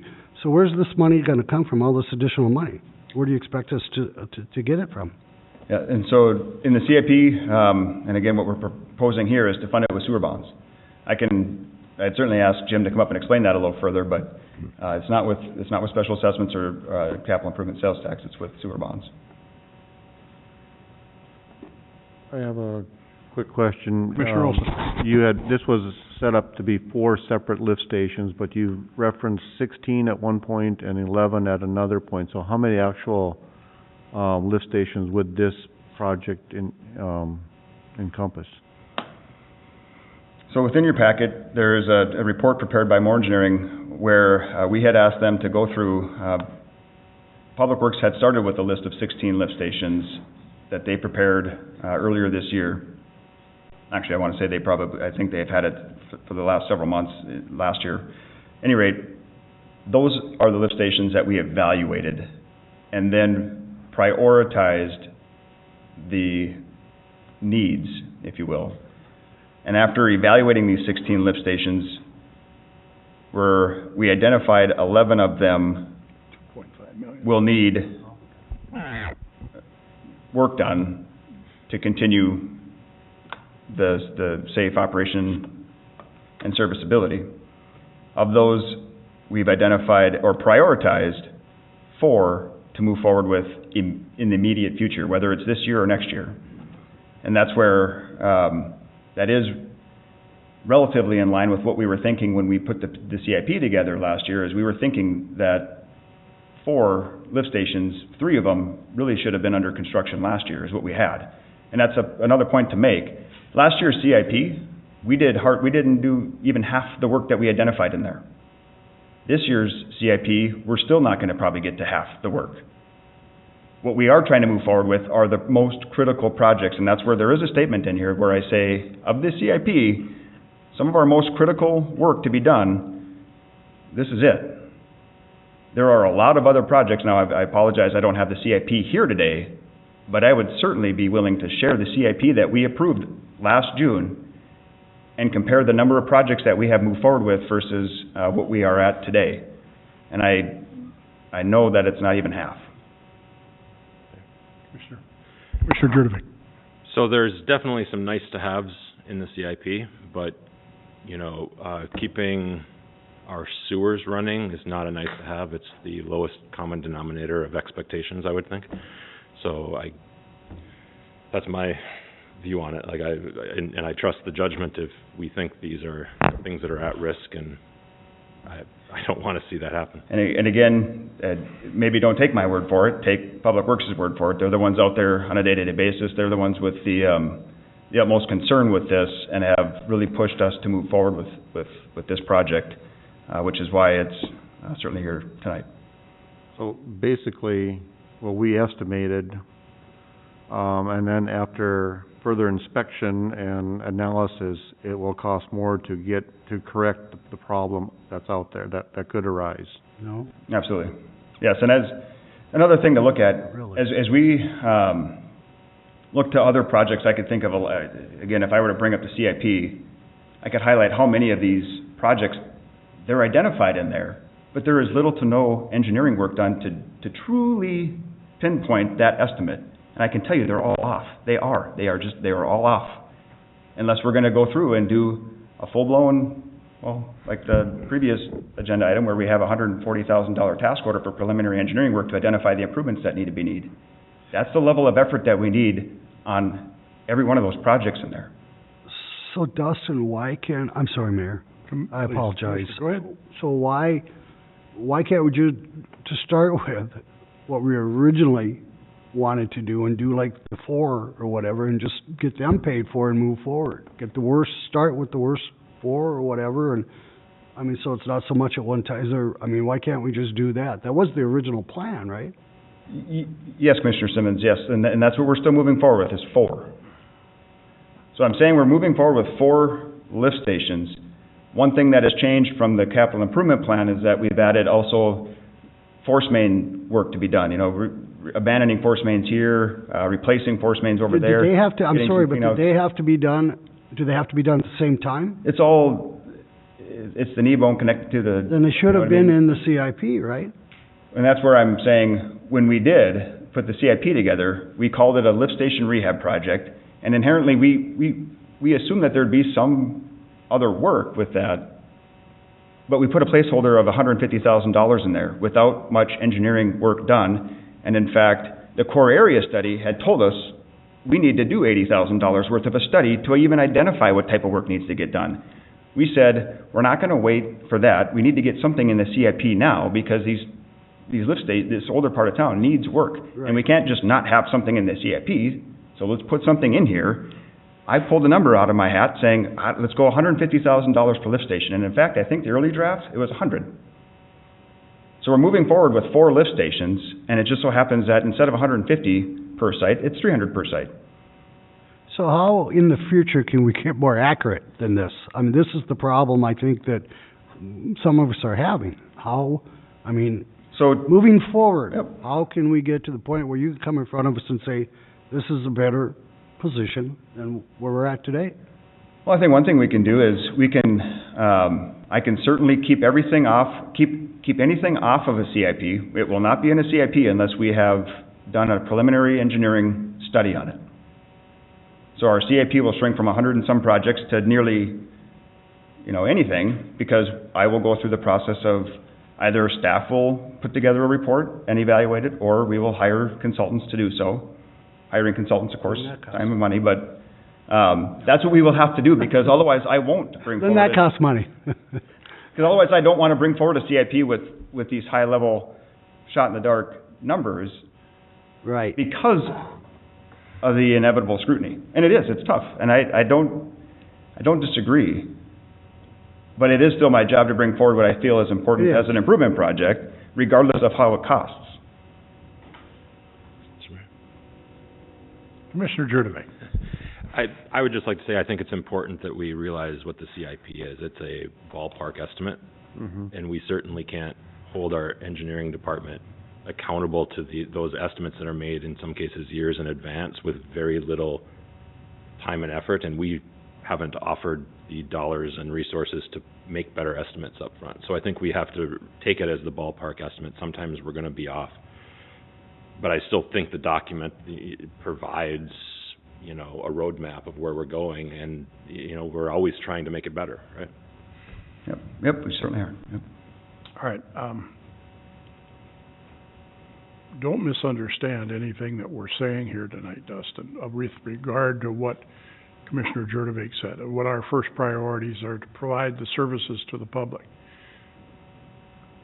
When three of us were elected, there wasn't a CIP, not a workable document. We worked for 2 years on that. You folks did. You did a beautiful job, in my estimation, of how you put this together in a 3-year plan, a 5-year plan, a 10-year plan, and a long-range plan, okay?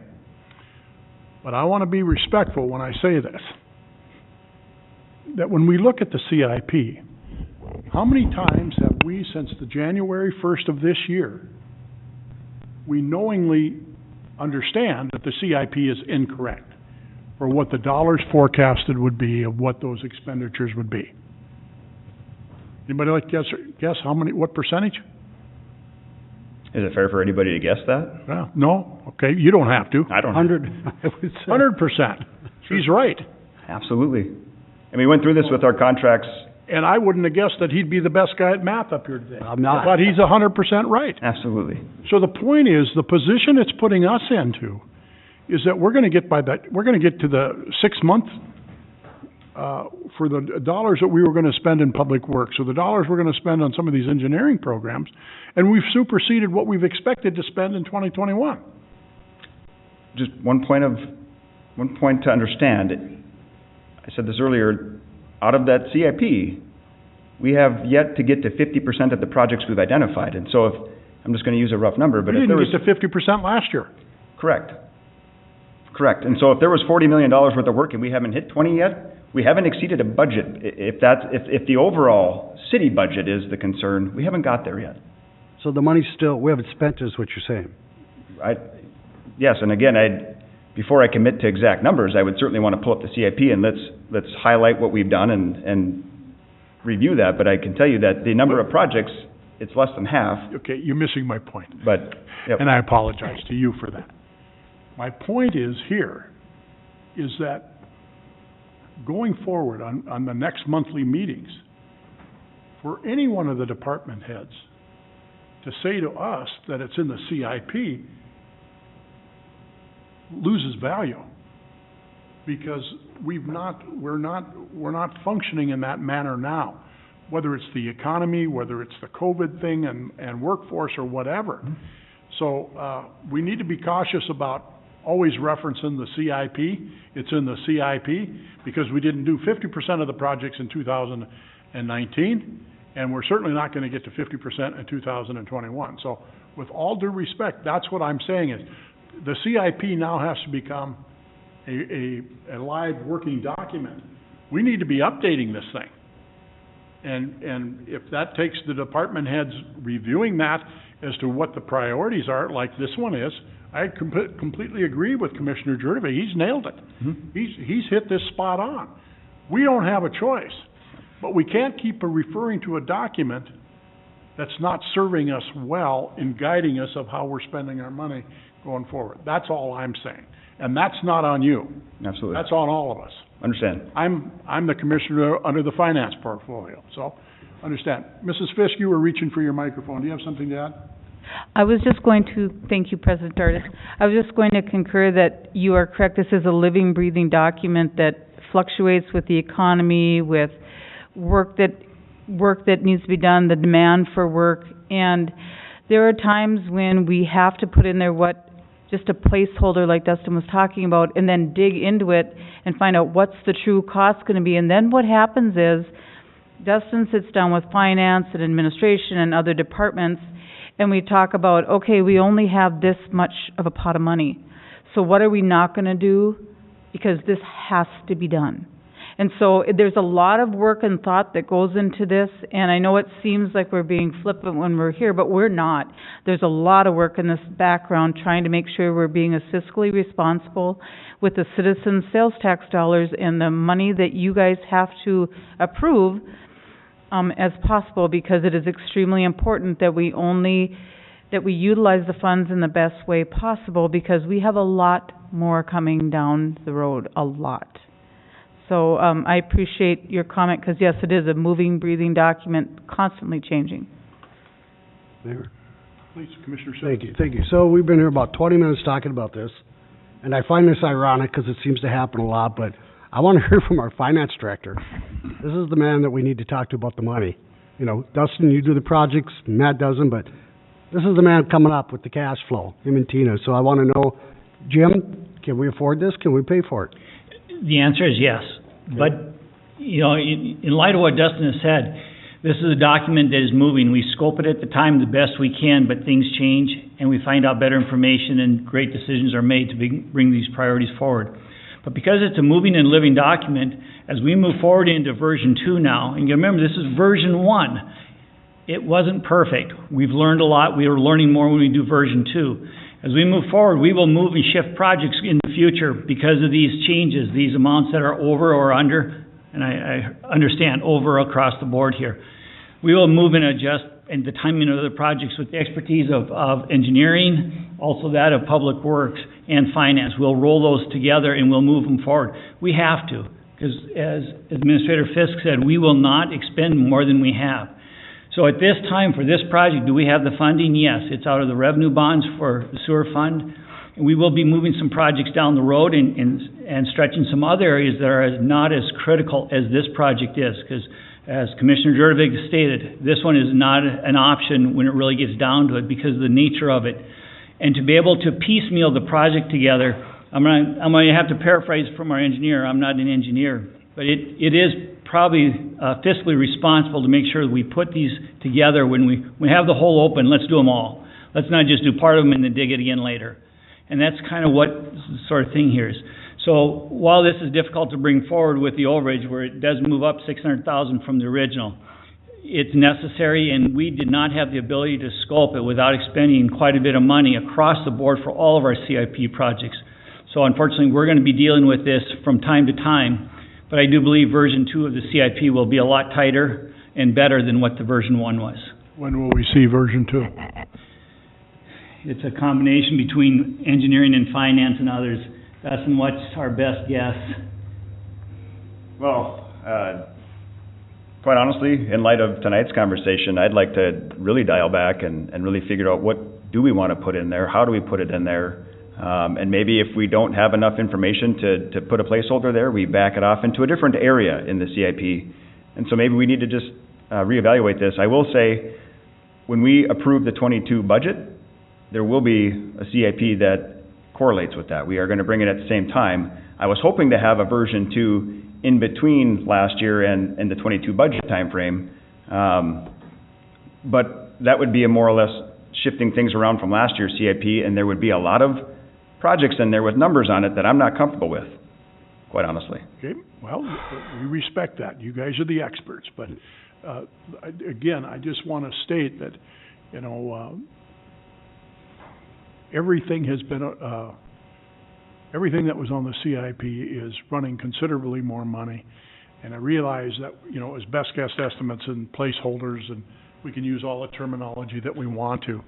But the reality is we are, you know, these 5 people up here, we got to be fiscally responsible to the taxpayers, and we need to continue to ask these questions. There's no finger pointing going on here.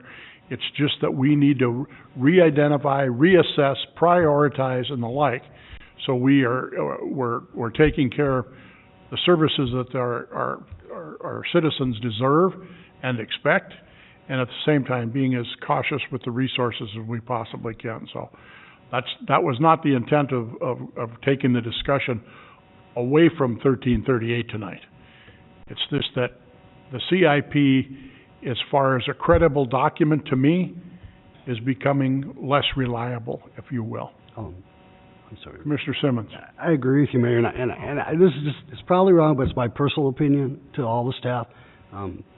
Honestly, I don't care about the CIP. I care about the priorities and what we can afford to do. I realize it's a living document and we gotta have it, but you know, we got priorities, we all got common sense. I don't need to look, you know, I ask you, what's the priority and can we afford to fix it? And that's in all of our staff and everything we do. We need to prioritize, and do we have the money to do it? If we don't, you know, we'll back it up. But to me, that's more important than everybody just saying it's on the CIP. Yeah. Doesn't mean anything. Another part of, thank you, Commissioner Simmons. Another part of the CIP is what is so important is because we're focused often on just the finances, the dollars here. So it is very important that you continue to lead us in that direction of what the priorities and the vulnerabilities that we have within the city of West Fargo, okay? Don't ever let us talk you out of that, for crying out loud, okay? That's got to stay your mission. But again, everybody needs to understand that if we're going to put placeholders in here, there's a lot of brain trust in this room. There's a lot of smart people. We have to be as accurate as we possibly can, you know. And Commissioner Simmons, I don't want you to take the offense to this, but this commission is still dealing with, and this is the part you're not going to like, sins of the past, of kicking things down the damn Conservatism, it's called. Yeah, well, conservatism. They kicked the can down the road, and now we're faced with a lot of this maintenance thing, all this growth, and we're putting demands on equipment. We're putting demands on the personnel that we have in place. So, need to take a deep breath, take a look at this document again, and we welcome the opportunity to review Phase 2. Commissioner Simmons. Thank you. Since I'm one of the ones, I guess, that I kicked it down the road, I will try to remedy that a little bit tonight. I know this is important. I know we need it done, so I will make a motion to approve this. How's that? Oh, God. I knew you'd get even. Project number 1338, we have a motion to approve. Is there a second, please? Second. Commissioner Jurdovic. It's been moved and seconded to approve project number 1338 as to create a project, approve an engineer's report, direct the engineer to prepare plans and specifications. Is there any further discussion? All those in favor signify by saying aye. Aye. Aye. Opposed? Motion carried. Thank you, Mr. Scott.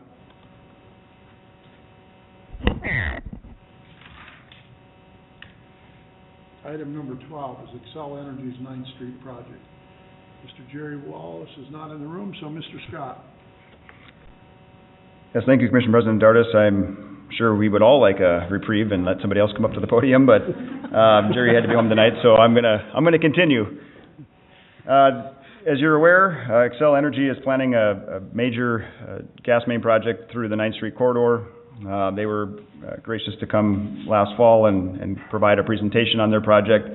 We have been coordinating over the last several months, reviewing some of their plans as they come in and trying to understand those impacts. But you know, again, this is their improvement project. Apparently it's the largest in the history of their operation in North Dakota. There are representatives from Excel Energy in the audience tonight and can help answer questions. The purpose of having this on the agenda this evening is one, to provide an update. You know, construction season has certainly started, so we felt that it was necessary to let not only the commission but the public know that you know, this project is still moving forward and about where it's at. But the formal part of the meeting is to review a draft construction agreement that Onstead helped with preparing. Our franchise agreement with Excel basically, you know, it provides the means to have them install utilities, operate and maintain those utilities within the city of West Fargo. But the mechanism within that franchise agreement is that the permitting is done within our typical right-of-way management or excavation permits. And a project of this scale is just, you know, it's much more significant than installing some smaller service lines or getting a quick boring underneath a roadway that commonly we permit with our excavation and right-of-way management. But so that's where we felt like we needed to work with our attorney to draft a construction agreement to highlight some of the more complicated parts of a project of this size coming through West Fargo, and specifically the fact that it's coming down one of our only arterial roadways, north-south arterial roadways. So this construction agreement, we are proposing that it needs to be executed prior to issuing any of our right-of-way permits. Tonight, we're just asking for a review and any feedback. We will bring a final copy of the construction agreement to the City Commission at a future meeting. I believe right now that Excel is proposing to get started here in the middle of May, so I would anticipate that the final version of this agreement will be brought to the next commission meeting. So, back to the status update portion of this. As I mentioned, they are proposing to start in the middle of May. There are some concerns that have been brought to Excel's attention, which they are working on addressing for us. One of those being, I'm going to start right out here, as you can see in the agenda packet, there's a couple pictures showing, this is meant to show 9th Street between 13th Avenue and 17th Avenue, where if you're familiar with it, there's the residential lots there along the roadway. The backyards have a fence and some trees. The sidewalk, there's not much of a boulevard there, but there are a lot of trees, fence and sheds and landscaping, things of that nature. Our city forester has expressed concern ever since this project has come forward that what's going to happen with the trees out here. There is a potential, especially because there isn't much room to work here, getting any type of utility in this corridor is going to have an impact on these trees. So one of the items that you'll see in the draft agreement that John has prepared is this last sheet here. It's a letter of credit. There's nothing in here today, but what we're proposing is to have Xcel Energy provide a letter of credit in the amount that we feel is necessary to deal with tree replacement management, things of that nature.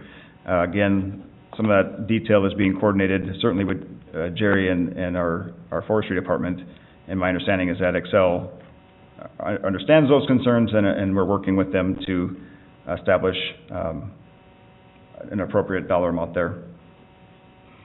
As far as other items within here, again, you can see the map. They provided a pretty good presentation back in December, I believe it was. Nothing's really changed from that aside from the level of detail. They went from a concept to preparing final construction plans, but the fact that they're on, within the 9th Street corridor, the fact that they're on the east side of the road, that really hasn't changed from when they presented to you last fall. There will be certainly impacts to the traveling public. We identified that when they came and presented. Lane closures, things of that nature, certainly going to be a disruption to the traveling public. I don't foresee any full closures of 9th Street, but certainly some lane closures. There could be intermediate disruptions to adjacent properties, businesses. One that I can think of specifically would be Family Fare. If, for those that were around for the 9th and 13th project, closing that access point there, especially for Ace Hardware, was a significant issue. So these are the types of things. I don't have the intimate background like Jerry does. He's been working with Xcel. But we're trying to cover these things within this agreement. And the other thing I'd want to mention within this agreement is that we are identifying the need for the city to acquire consulting services to help with the management of this project, oversight, inspections, making sure that, if they do open up a section of road, that they are replacing it back to our standards. If we have a section of roadway open and there's exposed sewer and water utilities that the city owns and maintains, We want the ability to go in there and take survey shots of that so that we can document and record that type of stuff. And this agreement is going to require that Excel pay for those costs. It's basically going to be a pass-through cost from the city to Excel. I'm sure I'm going to miss some things within here, the final the finer details, but I think for now I'm going to take a pause and see what kind of questions the commissioners have. Commissioner Jurdevig. Just going back to the question around trees, and I might be putting too much trust in the two drawings you showed here, but if I'm reading it properly, you're not only suggesting that there will be trees lost in the boulevard, but also trees lost in some of those backyards?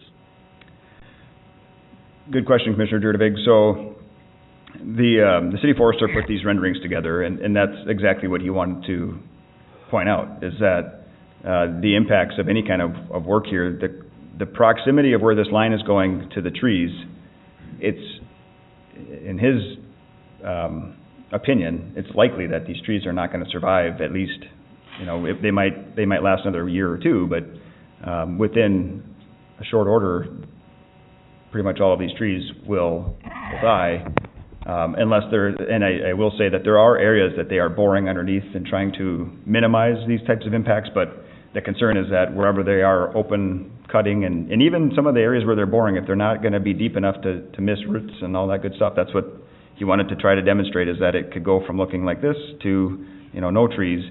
And our replacement plan is fine, but that's where we're trying to work out what would the replacement look like. These are 20-plus-year-old trees, more than 3-inch caliper. Some of them are 6 and larger caliper. Well, and I think the replacement plan also needs to accommodate for the fact that we all know that when those trees get replaced, some percentage of them will not survive that first year because of the fact they're so close to the roadway, and they get pretty abused with snow removal and other things. So I think, we need to make sure that is appropriately covered, because, we want, I think we do get warranty. There's a lot of trees that are going to be taken out in this process, and I guess I'm not personally a fan of that. But. Commissioner Simmons. Thank you, Mayor. Dustin, I'm sure it was answered, and I just forget, but why didn't they do this project, when we constructed everything? Yeah, no, it's a great question, Commissioner Simmons, and I'm going to paraphrase, and again, they do have representatives in the audience if I don't do a good enough job, but I believe, some of this kind of snuck up on them, too. The demand requirements on the south side of the metro area, and a large part of their service area is in Fargo, obviously. My understanding is that they identified the need last year and started working towards concepts and options and outweighing certain alignments. I know they evaluated going on the very far west side of town and maybe even as close to Mapleton as they could, and corridors in the Fargo area. But they went from basically 0 to 60 all within last year, if I understand correctly. Maybe they identified some of it in 19, but certainly not before our 9th and 13th project, which would have been a lot more convenient, of course, to coordinate. So one more question, Mayor. So how much is this going to disrupt the traffic? Well, on the north side, I believe there'll be a lane closure for sure. I don't know if there's any full closures or not, but there'll be a reduction in capacity, of course, and so, there will be delays. Xcel Energy has I know some public outreach. They have a website set up. We are coordinating with our communications department as well to keep information live on our site, but yes, there will be certainly impacts to the traveling public, and like I said, just like any other time when you close down a lane, some of that work might have to happen in front of driveways. I don't know specifically, for example, the Family Fair driveway, but if that has to be shut down, that's a big impact. Is this an all-summer project?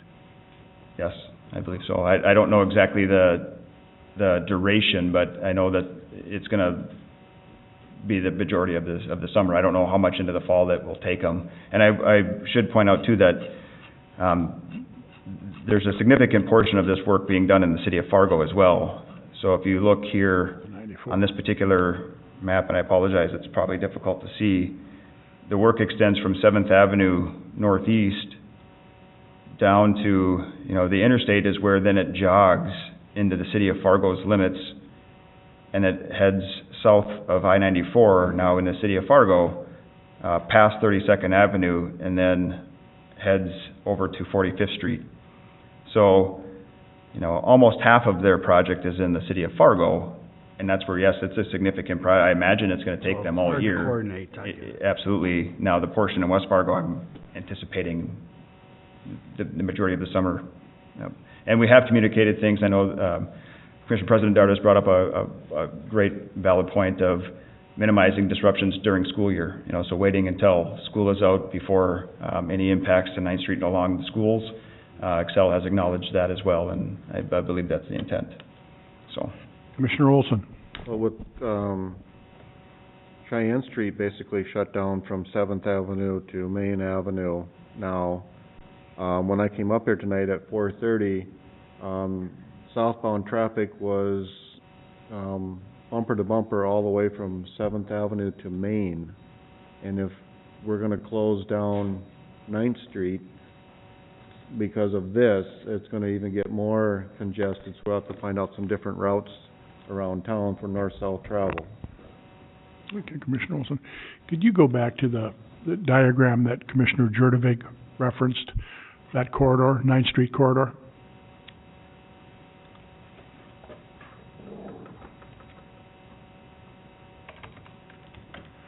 That's your forester. Yes, Chad Provided Zander to you. put this together, yep.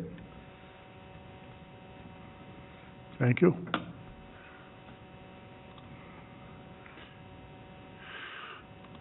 So these trees that are 20 years old, if you do deep boring, how far you gotta go to try and, so you wouldn't kill a 20-year-old tree?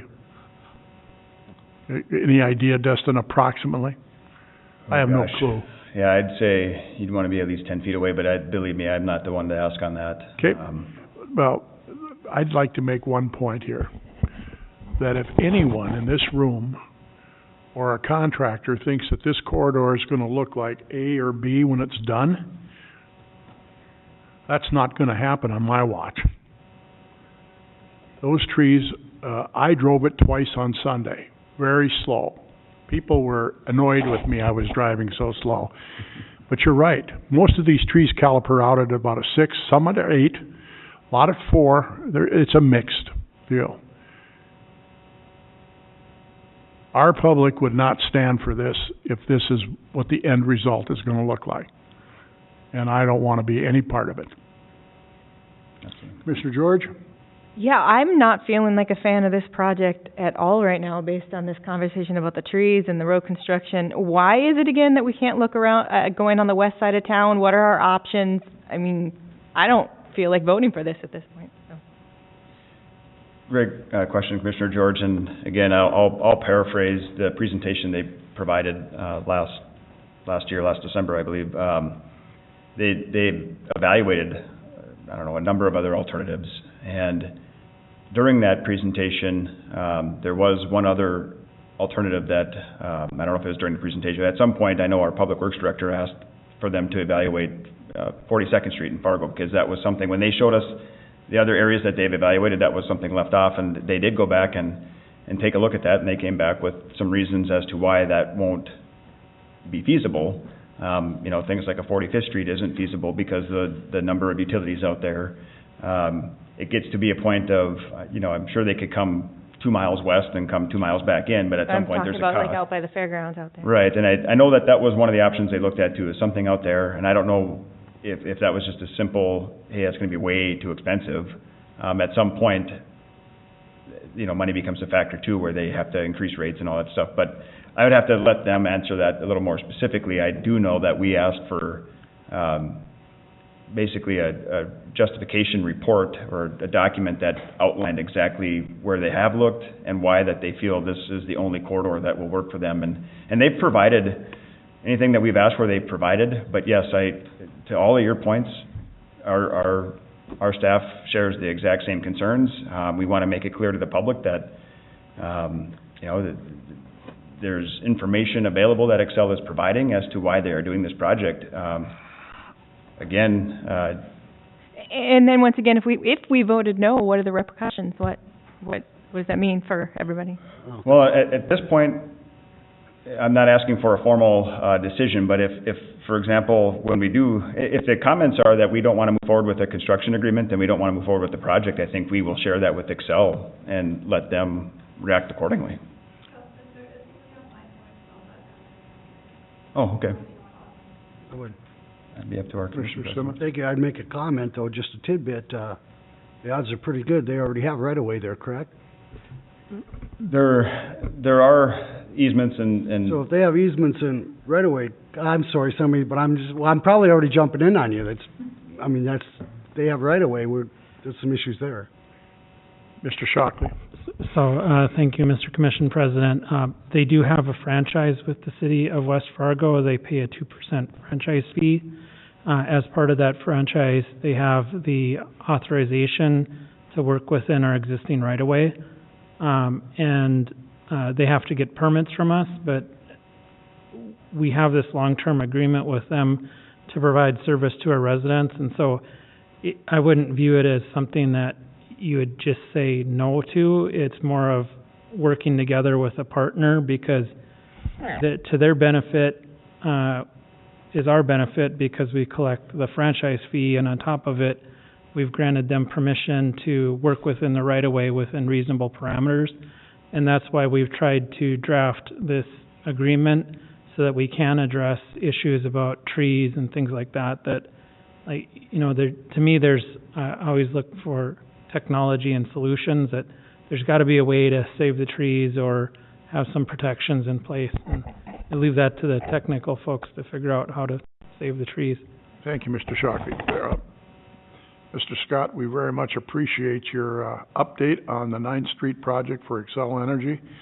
I would respectfully request that your draft agreement, your construction agreement that you're working on, that you get it to the commission a number of days prior to the commission meeting, at least.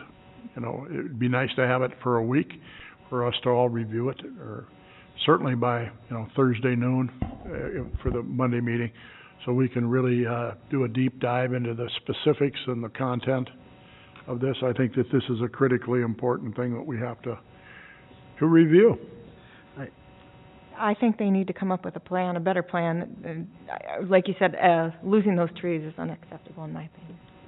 Commissioner Simmons? I'm sorry, yeah, I think that we, if anything, we mitigate. I don't think we can say no, but I do have a question. Do we not have a cable commissioner on this board? Doesn't the cable fall under somebody? I think it does. I think we have a... Probably falls under street. I think it does. I think I am the cable commissioner. There's a liaison here between two, is what I'm saying. At least I can talk to Dustin and talk to him, and we can talk to him, or I don't really care, but there's a position. If not, let's just get rid of that position. What's the point to having a cable commissioner if you're not gonna... I did not appoint a cable commissioner. Did you not? No, I don't know what you're talking about. Do you, John? You know what I'm talking about? I don't believe it would be covered under the cable. It's probably under the street commissioner, because it deals with franchises. We should all look at our portfolios, because we have quite me. Pardon? That would be me, the street commissioner. You're the cable commissioner? Well, I'm the street commissioner. Oh, yeah, but no, cable's a different, Yeah, I don't... used to be years ago. Used to be. We'll look into that. Yeah, we better look into it. Please advise me. So we thank you for your report. It's not an actionable item, it's just a report. And there, Emily did inform me there is somebody from Excel with their hand up. Yep, and there are, so I don't know if you want to call upon the person with their hand. She has her hand raised. I can't hear you, dear. Sheena Fennell with Excel is online, and she raised her hand to talk. Excel Energy Online. Yeah, okay. That's up to you. We normally don't let people talk for non-actionable items, but, all right, put her through.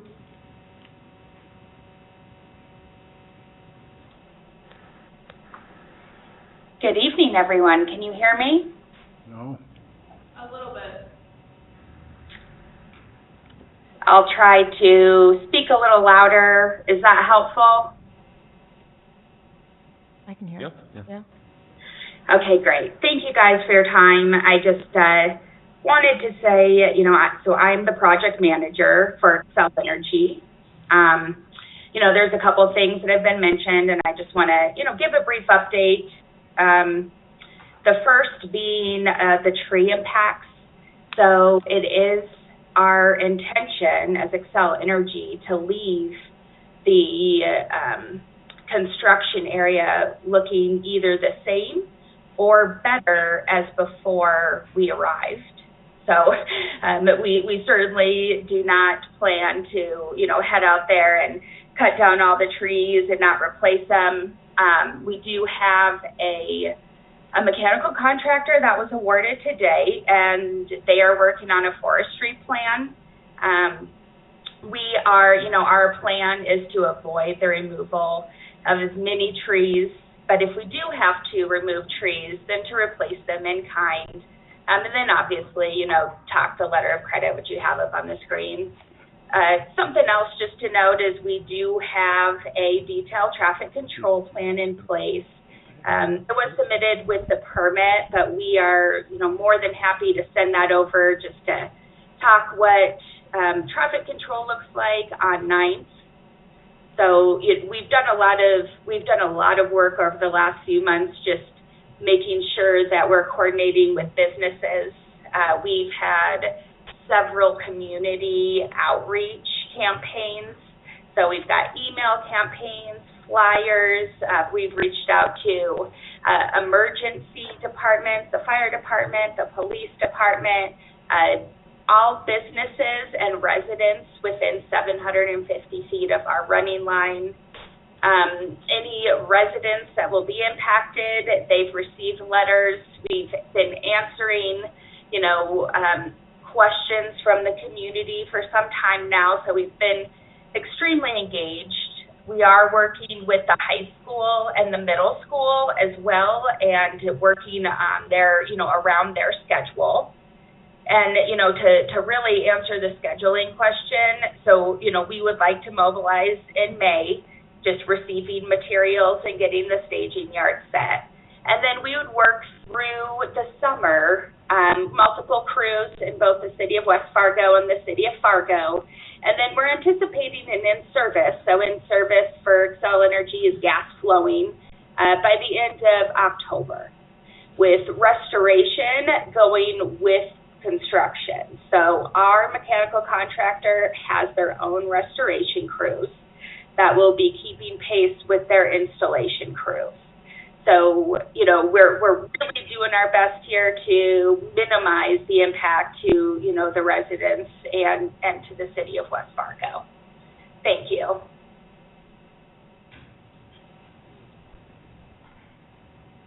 Any questions?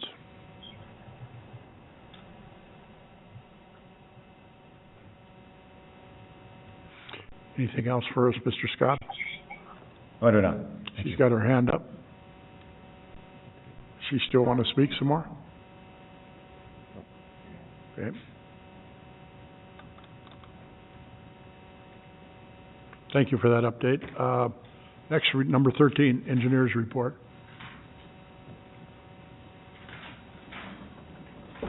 Thank you, Commissioner President Dartis and members of the commission.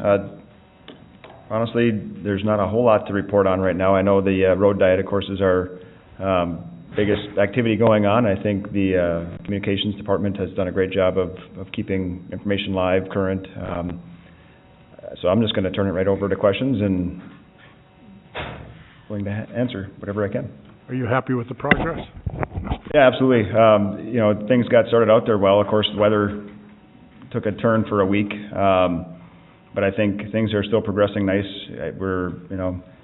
I never want to commit that we're ahead of schedule, but, anytime you can start, 4 to 6 weeks earlier than the alternative, it's good news, and our contractor's been diligent.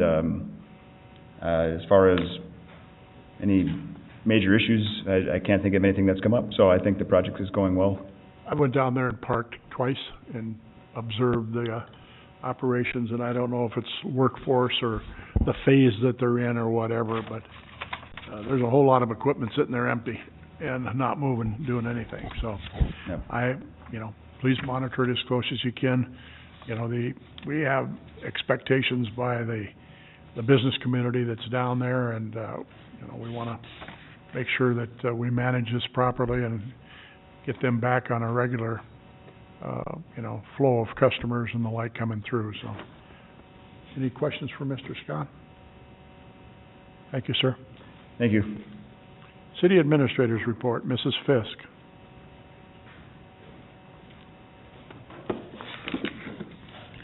Good evening, Commission President Dartis and Commissioners. I have a couple of items that are actually listed on here, and then I have a couple other things that I wanted to add. The first item A is the update on the business expansion exemption. You had requested that that be reviewed, and so, thank you. It was brought to the EDAC board, and at their last board meeting, they determined that there was more information and research that they would like to see done, and so, Ms. Orchard and Morgan, because I can't think of your last name. Thank you. Are working on that, and so at the next EDAC board meeting that will be presented, they'll have a discussion and hopefully bring back some type of recommendation or idea for you guys to consider. So I just wanted you to know that we're still on top of it and working on it. The second one is the update on the property purchases along Cheyenne Street. Ms. Orchard followed your directive. She met with the 5 property owners, and they could not come to an agreement, all 5, to accept the appraisals as presented. So therefore, as that, based on your motion, that is considered a done topic, and we are not moving any further forward, and she made that very clear to the property owners. So we have moved on from that. I have on here the presentation of the change of contact information. James Anderson, our IT director, we have ran out of phone numbers, and so now we have to do a big change, and so James has been working really hard on this, and communications is working on a plan on how we're going to get this out to the public. But I will let him speak on this to you, because he can do it way better than me. Good evening, Commission President and Commissioners. Good evening. I'll try to keep this brief. So basically, we're out of numbers for new departments, new staff, and the numbers we're talking about are the 701, 433. We basically have 5,300 through 5,700. Over the years, numbers were split off to give numbers to the Park District and the library, and our number of numbers decreased over time.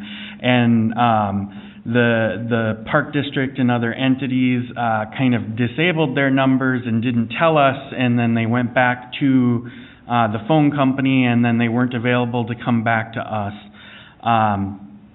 So what we are working on doing is moving to a whole new block of numbers.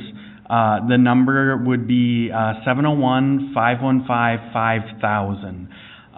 It took a lot of work to secure 1,000 phone numbers, so it would be the entire 5,000 block. We initially requested the 1,000 numbers, and we were denied by the international body that oversees telecom numbers. We appealed to the North Dakota Public Utility Commission, and they overruled the international body, and we were granted the 1,000 numbers. Basically, I really was set on that 1,000 numbers so that we don't have to keep doing this, so that we have enough numbers for well into the future, and that really the impact to the public is limited over time. Just out of curiosity, I looked up when the last time we did a number change, and the project started in 2005 and it completed in 2006. Our phone number used to be 701-282, and then we moved to the 433 number. So at this time, we have 600 numbers, and we're moving to 1,000. We feel that'll hold us over for a long period of time. More importantly, we will be forwarding phone numbers for time. So the main City Hall number, you call the old number, you'll still get our new number.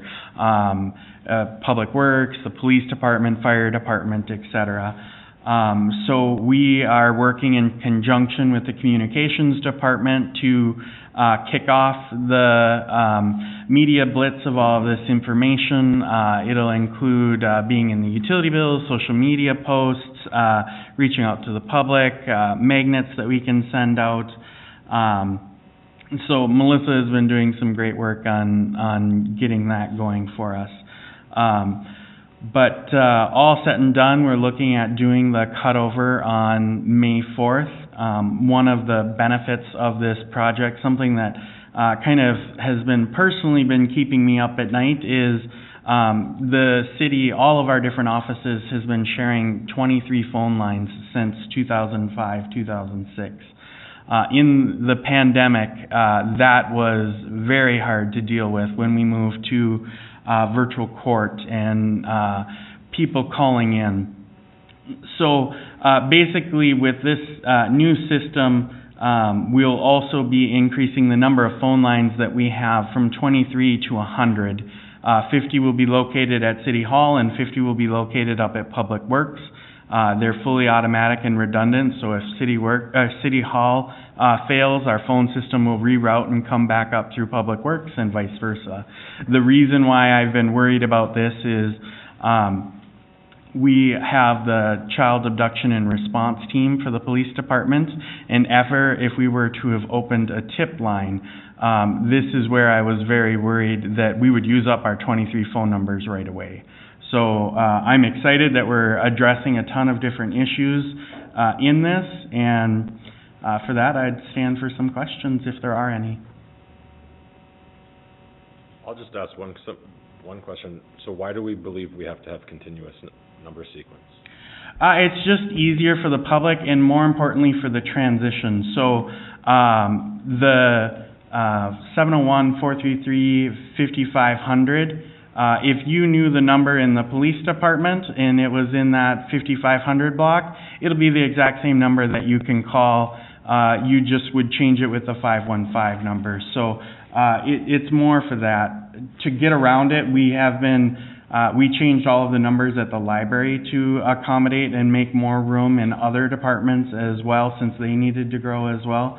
So we've been trying to do that and kind of piecemealing it over the couple of years that this has taken.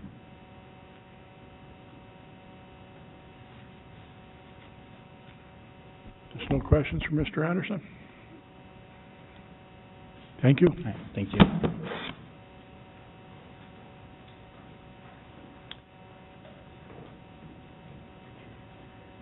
I have one more quick comment, and then Lauren will give you an update on the Love Your Local gift card program.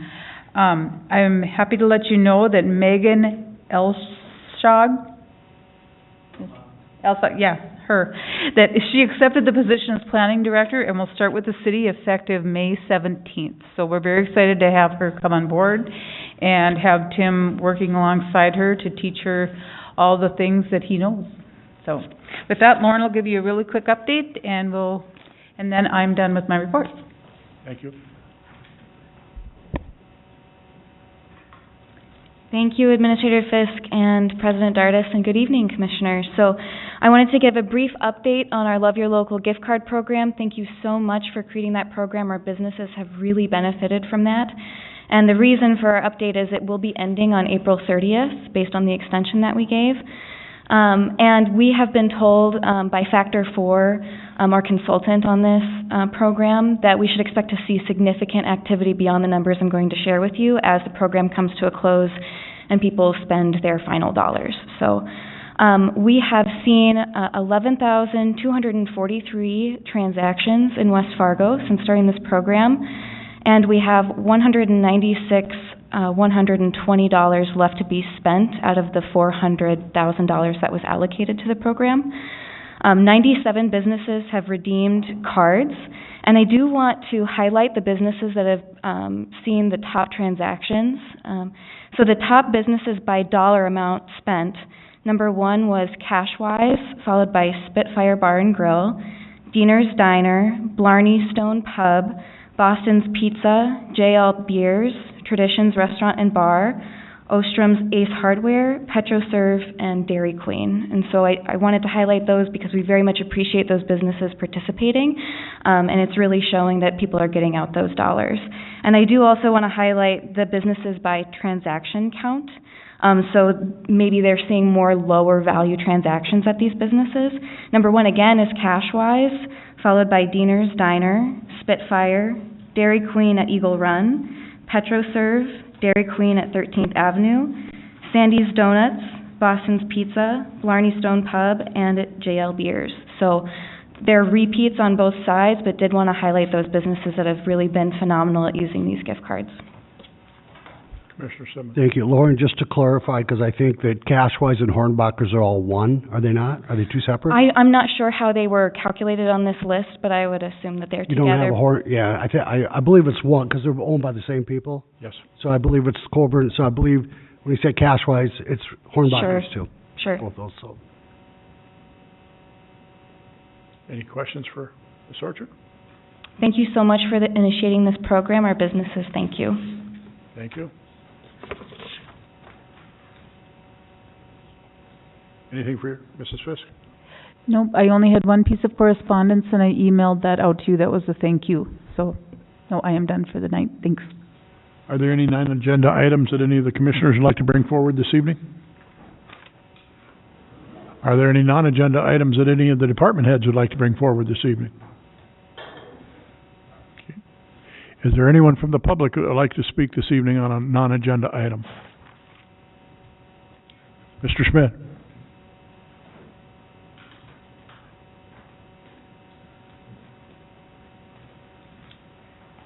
Good evening, members of the Commission. Brad Schmidt, 617 7th Avenue West, West Fargo. Just going back to project number 6055 and 6057, call your attention to a couple things there that might have forgotten. I've watched these numbers go quite dramatically changed. And in fact, Commissioner Simmons, if you remember back to the November meeting, you got a little bit upset about, I think the exact thing was, we need to define a want versus a need. And you were questioning about the amount that we were spending on some of those projects. Are you referring to the sidewalk, Mr. Schmidt? No, 6055 and 6057, the bike path. Oh, the bike path, that's what I meant. Bike path, going 45. So just go through a couple numbers. In July of 2020, you were presented numbers from MetroCog, supported by the engineer's opinion, that Phase 1 was going to be $387,000. Phase 2 is going to be $442,000. With the contingencies, Phase 1 came in at estimated $577,000. And that ended up, that was no contingencies, it came in at $580,000. The construction bid without contingencies came in at $577,000. That same meeting, November 2nd, the engineer gave you his probable estimate on Phase 2 at $600,000, and tonight you approved contracts for $885,000. So, again, I think you're spot on, Commissioner Simmons, to ask the question about where's the money coming from, and is this a want versus a need? And I think at the time you were questioning, could these monies be put to other uses in the city? So, I think it's a valid question. You have to challenge your engineer. Thank you, Mr. Schmidt. Is there anyone else that would like to speak to non-agenda items? That being said, Commissioner Simmons. Make motion to adjourn. Commissioner Olson. Second the motion. Been moved and seconded. All those in favor, say aye. Aye. Opposed? We stand adjourned.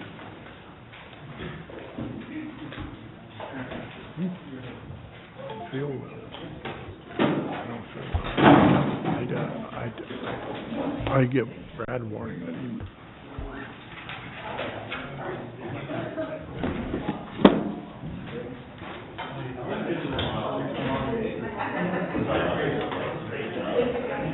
You can tell me